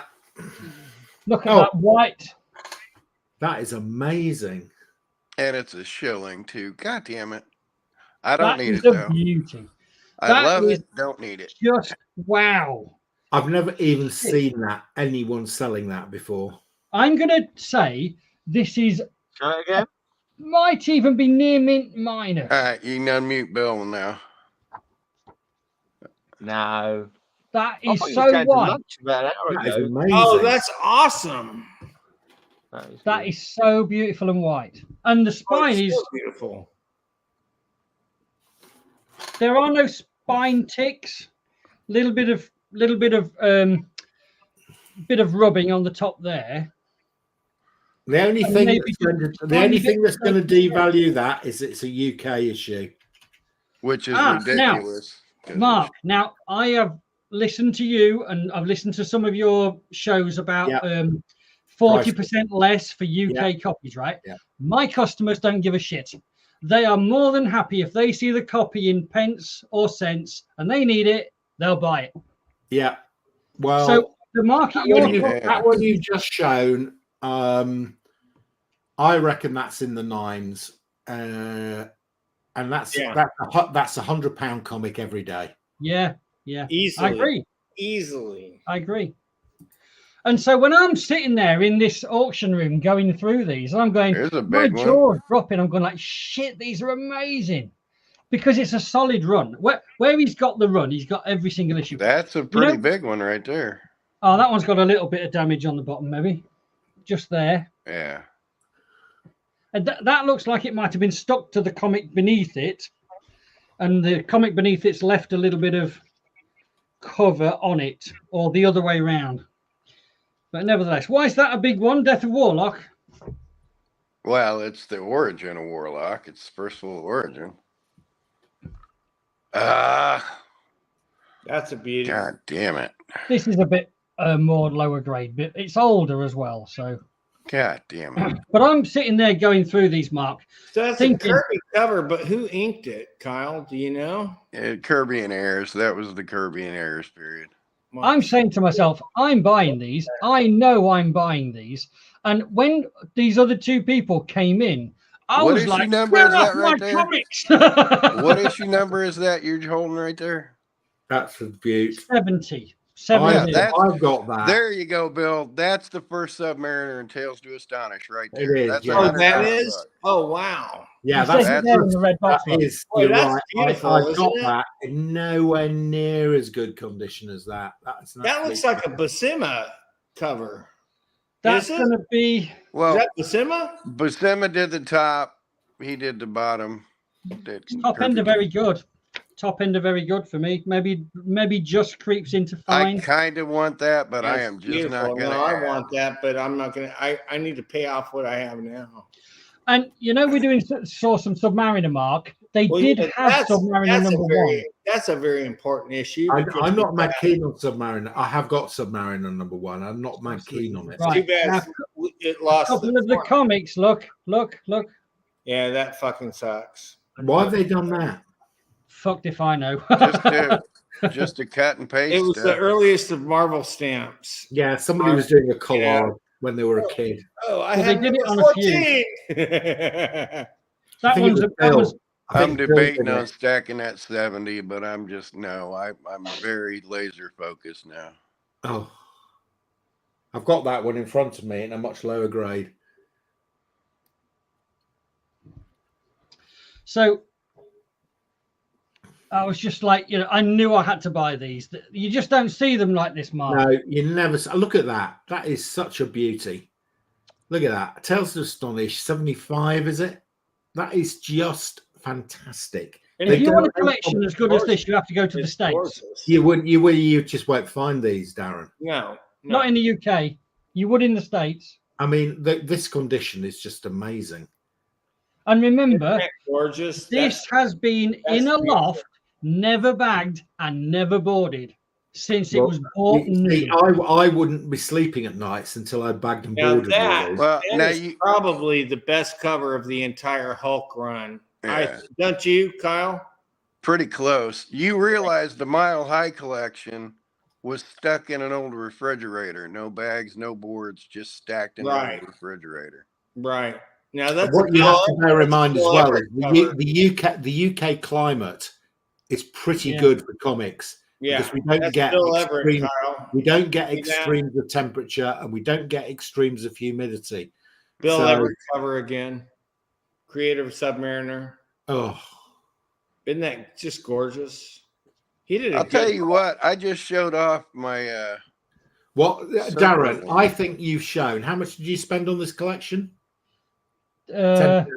Including fees, about 11k. Well, I think you've just shown us about £2,500 to £3,000 worth of comics. I know, and that is only 11k though. It's not even a quarter box. It's probably about a fifth of a box, and there were 5 boxes in total. Plus that Kyle yesterday, which was I love that cover. Look at that. Oh yeah, that. Okay, now that's a looks Ditko pencil, doesn't it, Kyle? No, I'd actually go with. I don't think there's too much airs on that one. I think somebody laid it out and left airs to finish.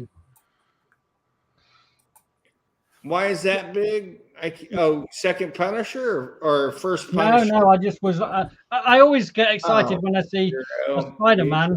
All excited for nothing with a jewelers inside. No, those are big deal now. Yeah, that came straight off a military base. Yeah, but do you know that cover you were just arguing about is Kirby? Was it Kirby? Yeah. Then Kirby did like real flat layouts and just left airs to do a lot of it.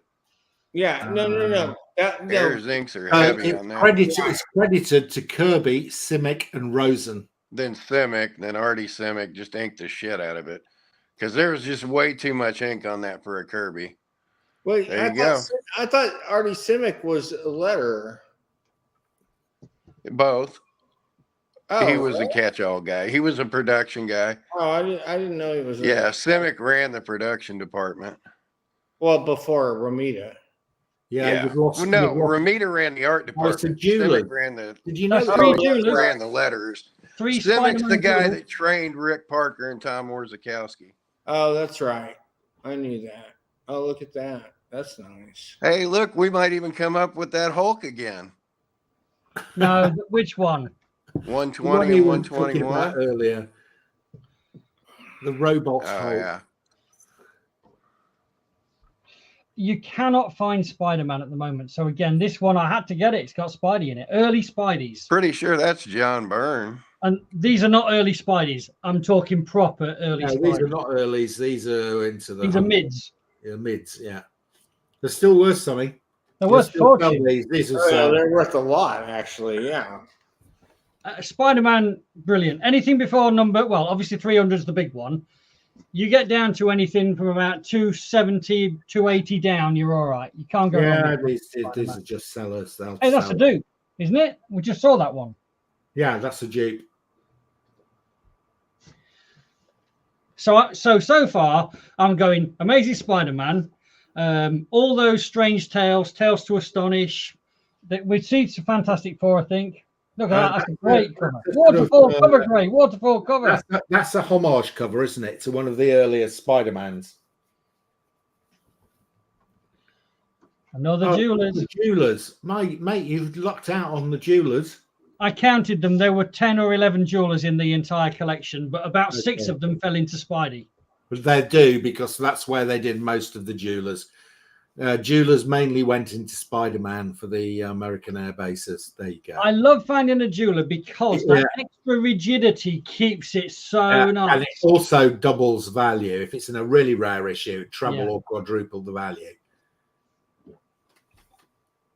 Don't let me get drunk on my Bailey's coffee and spill it over the place. Obi-Wan, or Emperor Palpatine cooking shows back on. He got bored with us. And Bill's run off somewhere. Maybe he's got a customer. Master Kung Fu, nothing special. But again, I've sold loads. So well, I'm always thinking, do I need to replenish? Does it sell? And if the answer is yes, then it's worth buying. People buy these. It's not me. No, it's just what I found is my Marvel stock's been absolutely decimated by. I'm so happy that the collectors want it, but nearly everything, like the stuff I didn't think would sell, it sold. Yeah, because when you do those sales, mate, it goes crazy. Yeah, because you're selling them at under market value. Yes, but what it also does is, at the moment, things are quite quiet. There's no sale on, but a couple of days ago, someone came in and did a £250 order at full price. Nice. It just pays the internet rent for a month, Yeah. And I'm happy with that as long as it's as long as I can just do enough to get by while I'm in this period. Yeah. Then when I replenish, I've got a lot of newsletters to send out, and I won't put any discount on when that first newsletter goes for 6 months or more. It may be never again if people spend at full price because I've got the stock. Well, some of this stuff, mate, will just if you do it at a fair price, it will sell. Yeah, you don't need to discount this stuff. No, I know, and so I can, well, I know it's really obvious, but it's worth stating the obvious sometimes. If you're selling stuff at half price, you have to sell twice as much. Yeah. And you're also making less profit. So if you leave your full price as long as you possibly can, it's beneficial in the long run. Yeah. So my store, which is nothing like yours, it's I'm only putting a few items on there, and I'm putting I'm not doing anything less than a £5, and my standard discount is going to be 10%. Yes, and your stuff is very select. Yeah, it is. And that's where you don't need to discount it. No. Because people either want it or they don't. Yeah, exactly. And Amazing Spider-Man, there's so few people who have any Amazing Spider-Man in stock anywhere. People will come along and say, I need it. It's been a long while since I've seen it. There we go. Kangaroo. The Coming of Kangaroo. Issue 81, first Kangaroo. Absolute stonker. And look at the condition of that. A little bit of 4.5. Blunting. 4.5. What a horrible villain, by the way. Yeah, that's going to be. It's not very fine. I'd probably put it at fine. Mid fine. Mid fine. Yeah. Got a really nice copy at mid fine. Yeah. Oh. These are Spideys and they're going backwards in number. So this is when I put them in my comic boxes, because they were not in comic boxes when I picked them up. I just wanted to get them transferred and got the hell out as quickly as I could. So they come in batches. So it doesn't mean that all the Spideys are all together, but it means there's I'd want to be bagging and boarding all these. I couldn't sleep at night if these weren't bagged and boarded. Well, these are my top priority to get bagged and boarded, because the longer they're not bagged and boarded, the longer there's a chance they could get damaged. Oh, look at that. That is an amazing condition.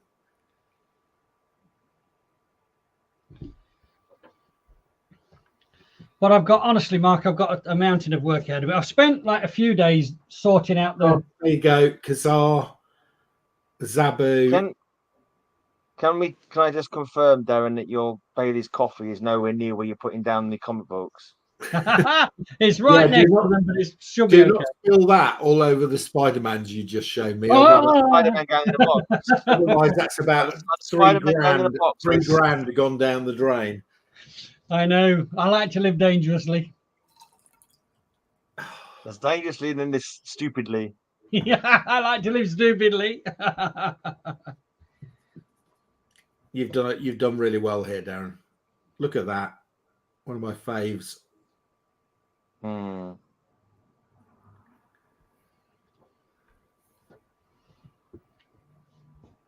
And they keep going. Right. So, question for you. How many times do female characters appear on the cover of Amazing Spider-Man in the first 50 issues? I'm sure you told me this before. It's like once or saying it. It can't be often, Once or twice. That one they just showed, issue 54, is the first appearance of a female character on Amazing Spider-Man. Wow. Aunt May, is it? Yeah. Is it Aunt And May? she is also the second female character to appear. Wow. This is a nice one. When is Medusa? Medusa's in the 50s, isn't she? She's 57 or something like that. Now, at this age point, I think she's the third female character to appear. They have got noticeably. Oh, this one's screwed. Look. Yeah, but yeah, okay. This is occasionally you get a screwed one, but this is a screwed one. Like you can see through there. Yeah. It's still a valuable comic, mate. Well, it still will sell. I mean, I'll put that low grade on that, but it will still sell very easily. Yeah.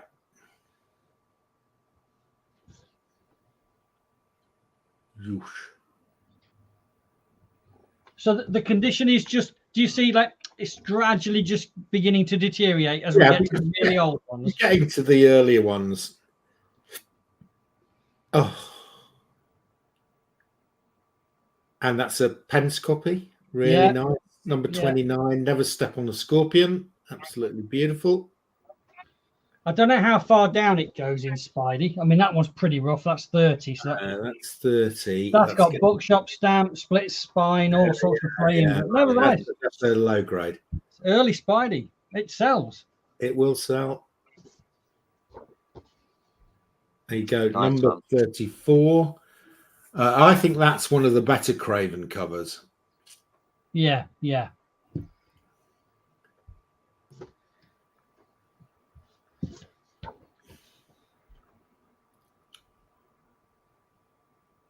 That's a nice condition one.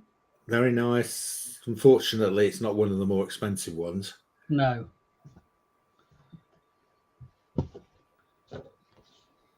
There we go. Prowler. He's very hot because he's Miles Morales' uncle.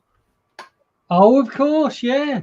Yeah. In the Prowler issues are. Oh, we've got a problem. We've just seen a problem. Look.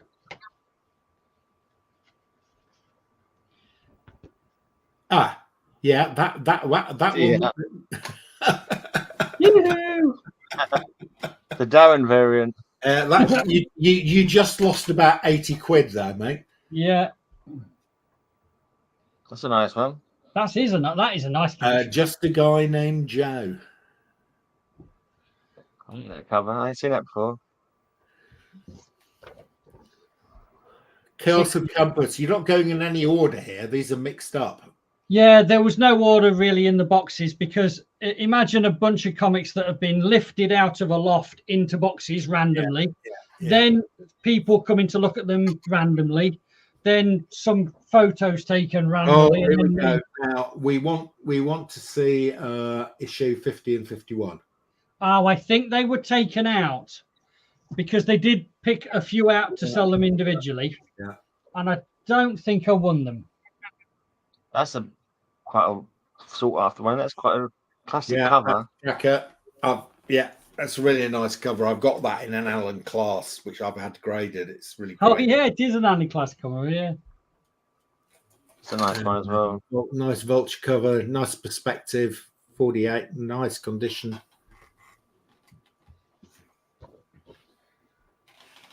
There's the 49.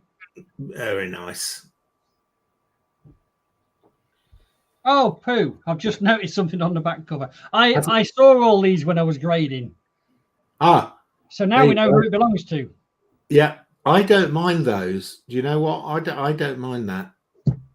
I would grade that down to at least a very good with anyone writing on. Okay, right. So in my world, I'll buy that off you and then sell it at a high grade then. In my world, writing and stickers downgrade a lot, and some people don't mind them. So because I put the photos and the notes on the website, I don't mind that because it tells me who the original owner was, and I don't think that's bad. There's big bargains to be had by looking for them on my place. That's nice, Nick. Yeah. When you've listed all these, I'll come and pick the ones up. I think it's the shocker. Yeah. Darren, you ever had the shocker? Man, no thanks. Kyle, every week when we see you. There you go. I am the shocker. Hey, Damie. I don't like that cover. I've never liked that cover. It just doesn't do anything for me. I like it. I like the background guy guzzling the potion. Oh, classic. Absolute classic. That one I love. That is fantastic. This is 300-400 quid surely in this grade. Yes, absolutely. Spider-Man 75 in. Look at the spine. It's from on the camera. It looks great. I can see a little thing on the bottom of the corner in this one, but that spine looks What amazing. are we talking here? Are we talking a very fine?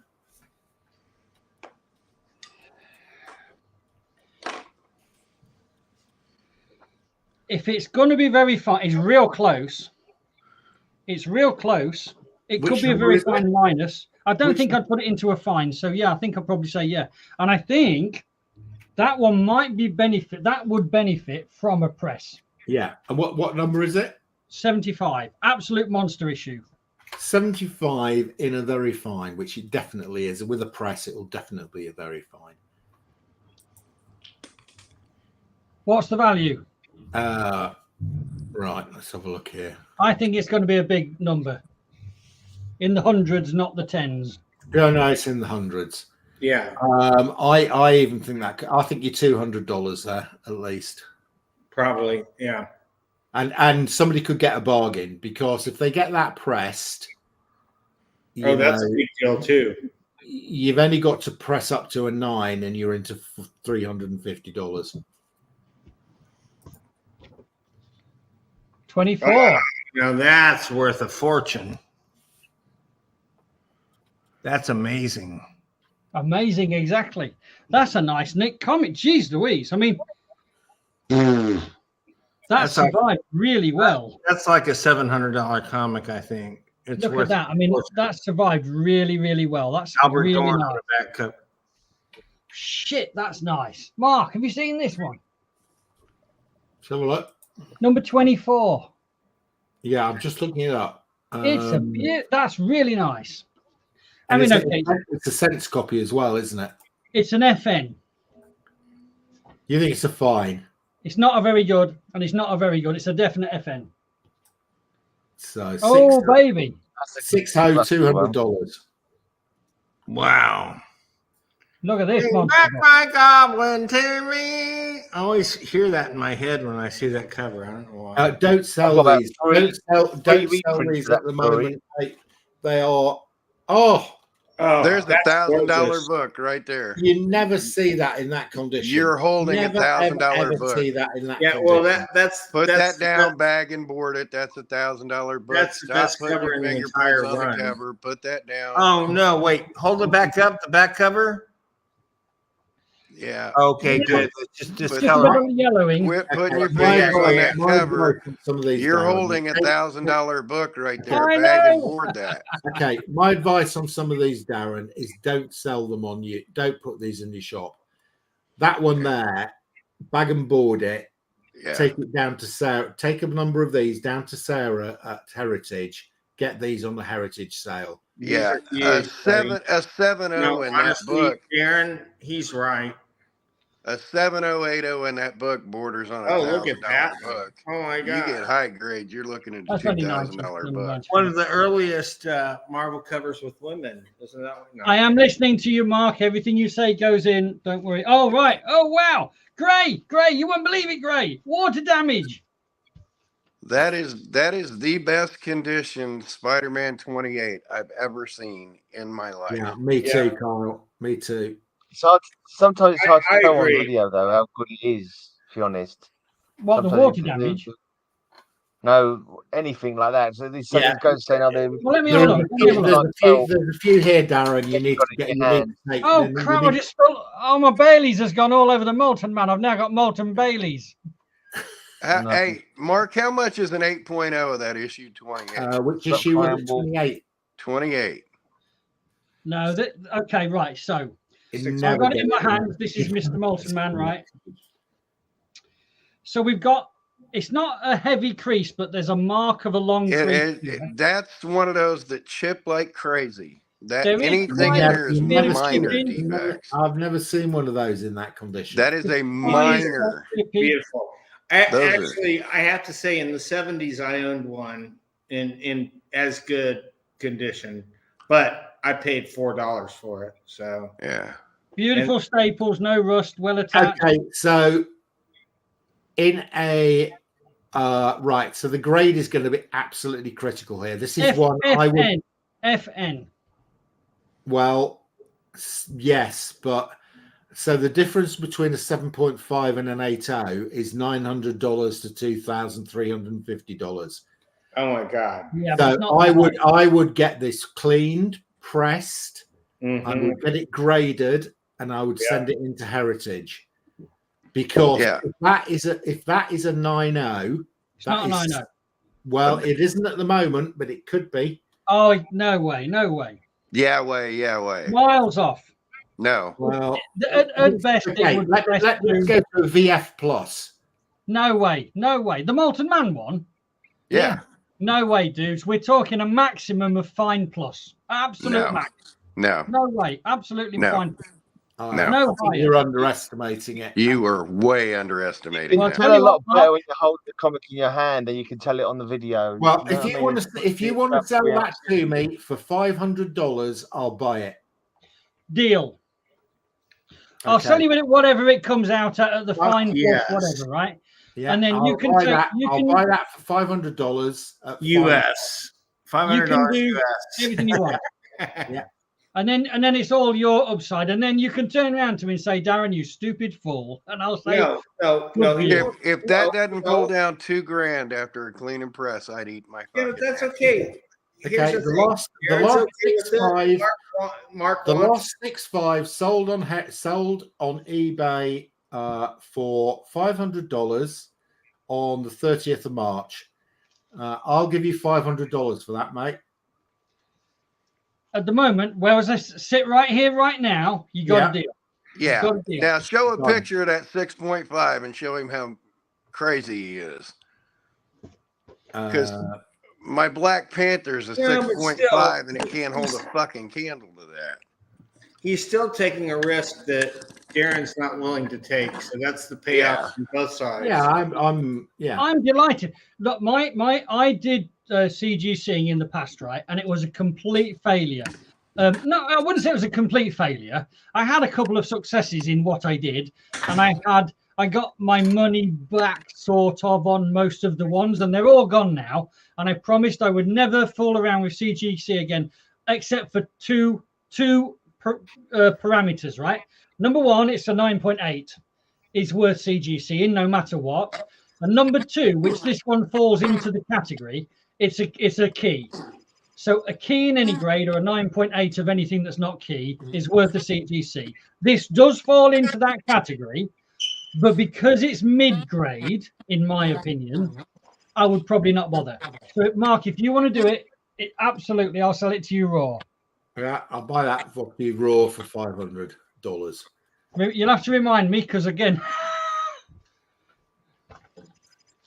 but the reason is I don't want to put my money into CGC shipping and the actual process itself, and then wait 6 months to get it back, taking the risk that it might get damaged in the mail and stolen and all sorts. I'd sooner just take the cash up front for the raw. Yeah, I take my CGCs into the London office, hand them over to the London office. Once I've handed them over, they deal with all the shipping over to the States, all the shipping back, and I go and pick them up. I think we're getting feedback on Kyle in the kitchen. I said that looks pretty crisp, Darren. What, the Kyle's cooking? No, the one you just showed. Crisp. Looked like it was in good condition. Yeah, it's not bad, but again, I would probably say that's an FN. He's an extremely harsh grader. I am being deliberately harsh. But I just think that you can't really tell from video, to be honest. No, you can't. Darren's grading, I know, is harsh. Because I've seen it. It's very good. Side by side, haven't we? He's conservative with grading. Which were the ones that were the drug issues of Spidey? Was it like 98? 98. I'm sure they'll be in there. I'm sure they will. There's number 90. Death of Captain Stacy, that's a 90, yeah. 96 through 98 are the drug issues. I'm gonna log off, guys. Past my bedtime. I'll see you next week. See you later. I won't go too far, Mark, so you can see these in a future show. Yeah. Yeah, let's go another 9 minutes to our fast. Yeah. Oh, that's a good one. Black Widow cover.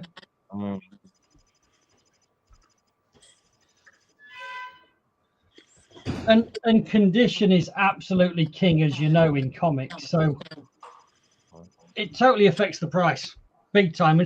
So when I was sitting there, I was just thinking, whatever it costs, I want them. But 59, the Brainwasher's Kingpin, that's his second appearance. That's number 60. Yeah, the one you showed before is his second appearance. That's his third appearance.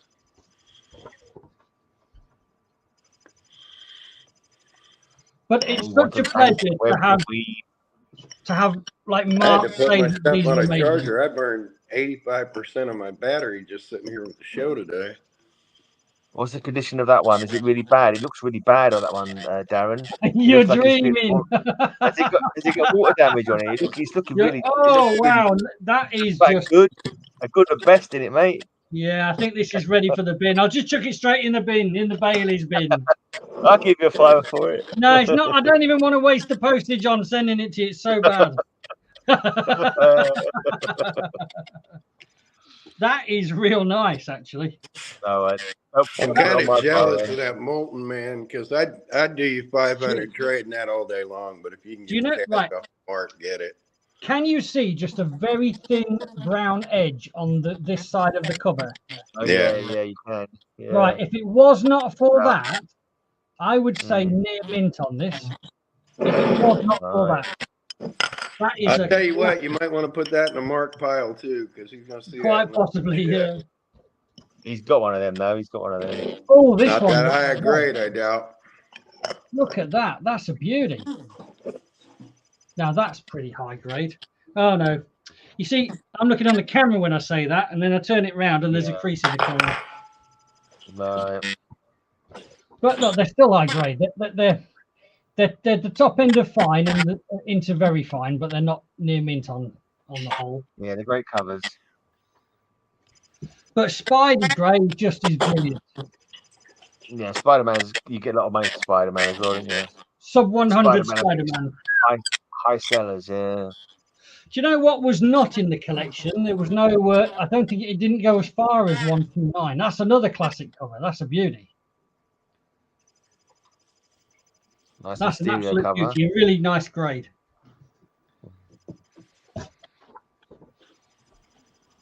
Another nice Mysterio cover. This Spidey run is the run that effectively paid for the collection, sort of. Oh, here we are. We're into the other stuff now. You're into the good stuff now, Tiger Man. Yeah, look at the curl on that.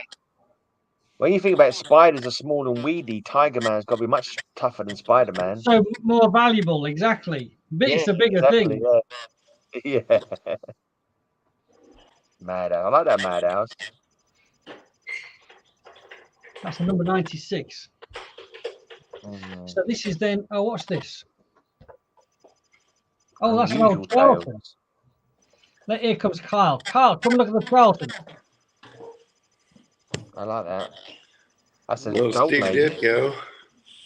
10 cents, Charlton. 1961. Is it 61, is it? Yeah. What number is it?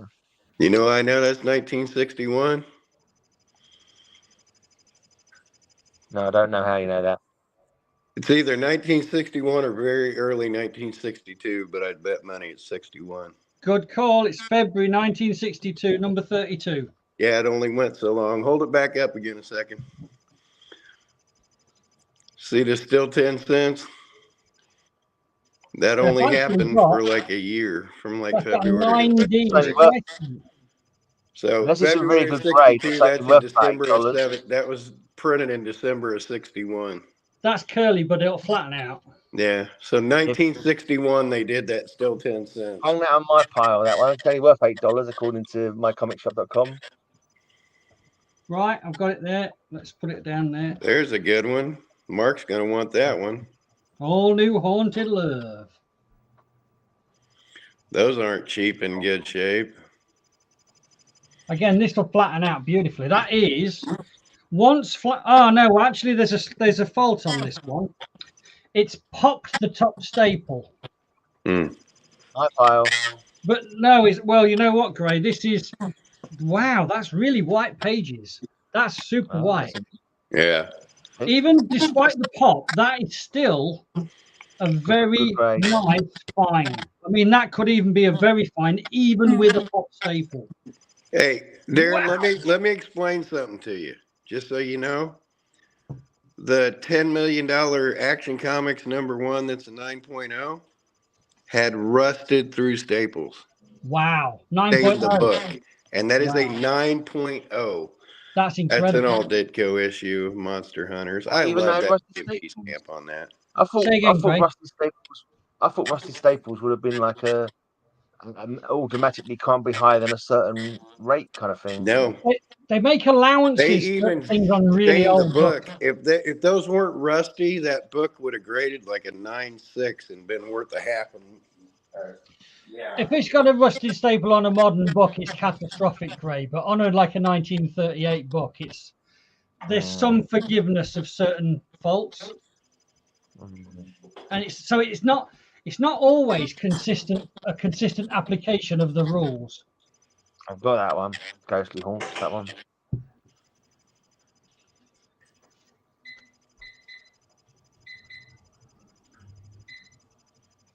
They're great. I love these old.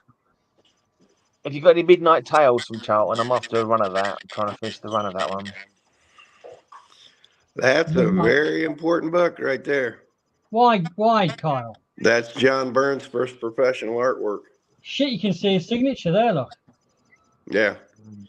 No kidding. That's issue 1 too, isn't it? Say again. That's issue 1, isn't it? No, it's issue 2. No, issue 2. Yeah, those aren't cheap. Those are $50 plus books in almost any condition. Classic Steve Ditko cover. I've had Doomsday +1. I can't remember I got them now though, but it was cheap as chips, really. I bought them. Werewolf. Yeah, the book I traded to Roger that had some early stuff he did on it 2 years before, and the amateur work it's worth $800. Werewolf. I had to put my camera on a charger though, or my phone on a charger because I killed it today. Oh, now I got to bounce back to the stove because now I got to take this off. At some point, I'll probably try and buy a Werewolf run. Well, this is the run. This is every issue. My Claw and Starfire run. That's a great cover look, right? With it inside the snake's mouth. Yeah. We did in the mouth of a monster on California before.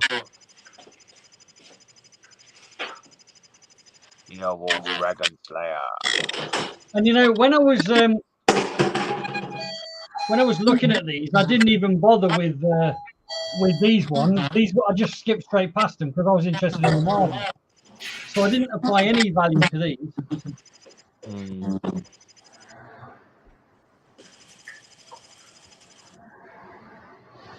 They're great stuff. Not bad nick. They look like quite a good nick. Yeah, this one's a bit creased up, and they have got this curl. But as soon as you put a bag and board on it and stick it in a box, over a year later, it'll be pretty flat. And if people really give a shit, they can, do a clean and press. But you wouldn't clean and press these low value ones. I bought a bunch of them Atlas with no staples in them. I think someone put them in a binder or something. Can't go wrong. I've got a staple. I don't care. It's like, I don't care as long as they're cheap.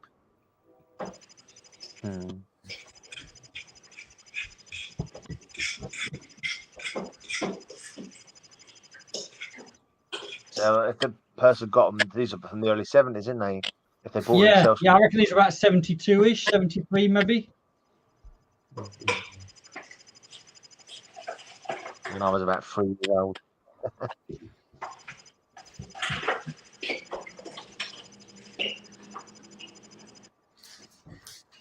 It goes on and on the Atlas because we saw some Atlas in another box as well. Yeah. You might have. You haven't got any of the Vickies though, have you? Any what, sorry? Any of the Vickies. The Vickies? Yeah, Atlas did a title called Vicky. Vicky? Oh, right. Oh, I don't know. I'm signing off, guys. See you next week. We're signing off soon. Oh, see you, Bill. That was quick. Was that Bill leaving, or we signing Yeah, he's off gone. here? Straight, just gone. Bill leaving, yeah. We're about getting ready to go, aren't we, Gray? Yeah. Shall we give it Yeah, might as well, eh? How much more you got that box to go? That's only 50% of the box. We'll leave it. Yeah. There's so much more ammunition here for future weeks. Cool. Brilliant. Night night, then, chaps. Really long show. That was a good show, though. See you on Slingers, mate. Yeah, you guys got to make fun of me a little while I was waddling around cooking. As usual. Let's play out with a video. I'm gonna dance with Champs against odds. Hey, this isn't fair. I failed math. And I was so sure I'd passed after putting in the extra study time. What's the use of even trying? You're right, Jack. I'm finished trying to pass that science course I failed. What's the matter with you fellas? Why quit trying just because it's a little tough now? Let me tell you a thing or two. You've all heard of Mickey Mantle, of course. Mickey has been fighting a bone disease in his leg since he was a youngster. He's been called Mr. Courage for his perseverance and ability to become a winner in spite of it. And how about Wilma Rudolph? Did you know she had polio as a youngster? And then she became the winner of 3 Olympic gold medals. It wasn't easy for Wilma to pass her tests, but she did.